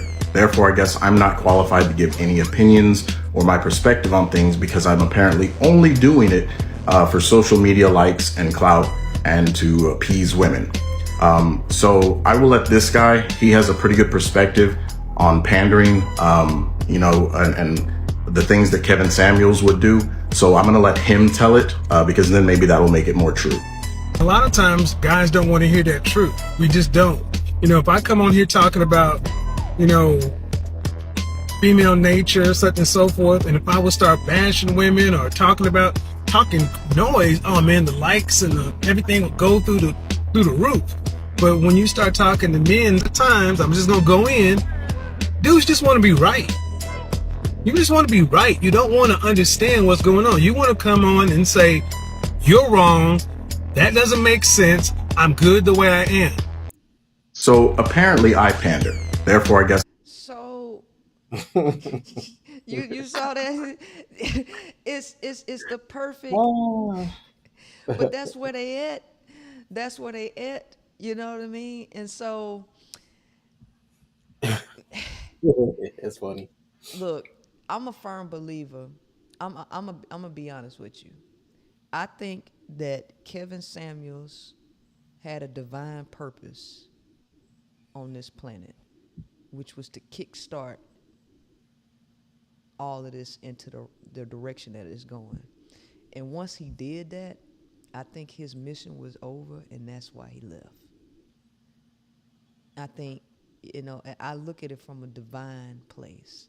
And I think it was Kevin that was necessary to get this thing started because, especially when I look at my astrology, my natal chart, and the timing and everything for where I'm at personally, everything is in divine timing for me to come out and actually give the information that I'm giving, and I don't think women would have been ready to receive it had Kevin not kicked up what he kicked up, you know.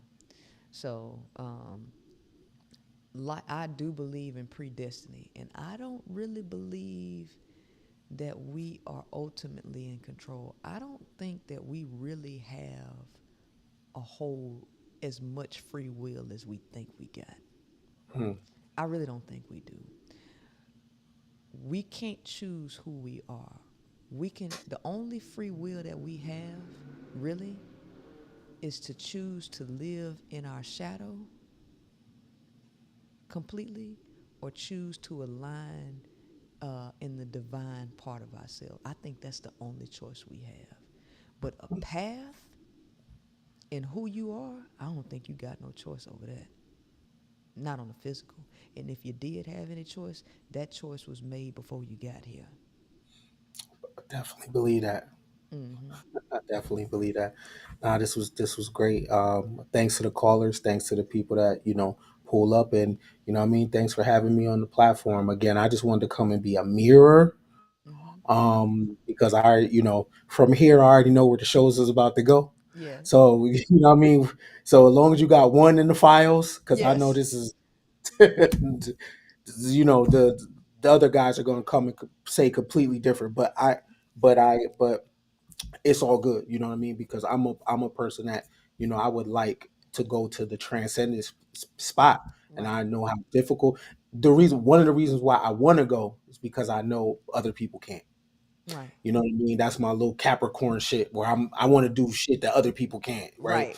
And it's difficult, you're right. It's difficult to transcend the body, my fears, my mama, the culture, and Right. like to rise above and really have control over my mind and to see this thing from an aerial view, to look at the woman as a full human with Mm-hmm. total autonomy to make her own decisions. She likes sex like I like sex. She like liquor like I like liquor. She like Mm-hmm. chicken like I like chicken. We same.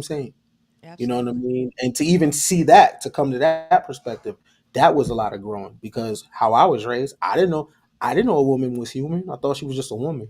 That's Right. something other. I'm human. She's Right. a woman. It's not the same. But that's how we think, right? But yeah, this was great. I appreciate y'all for having me. Y'all were great.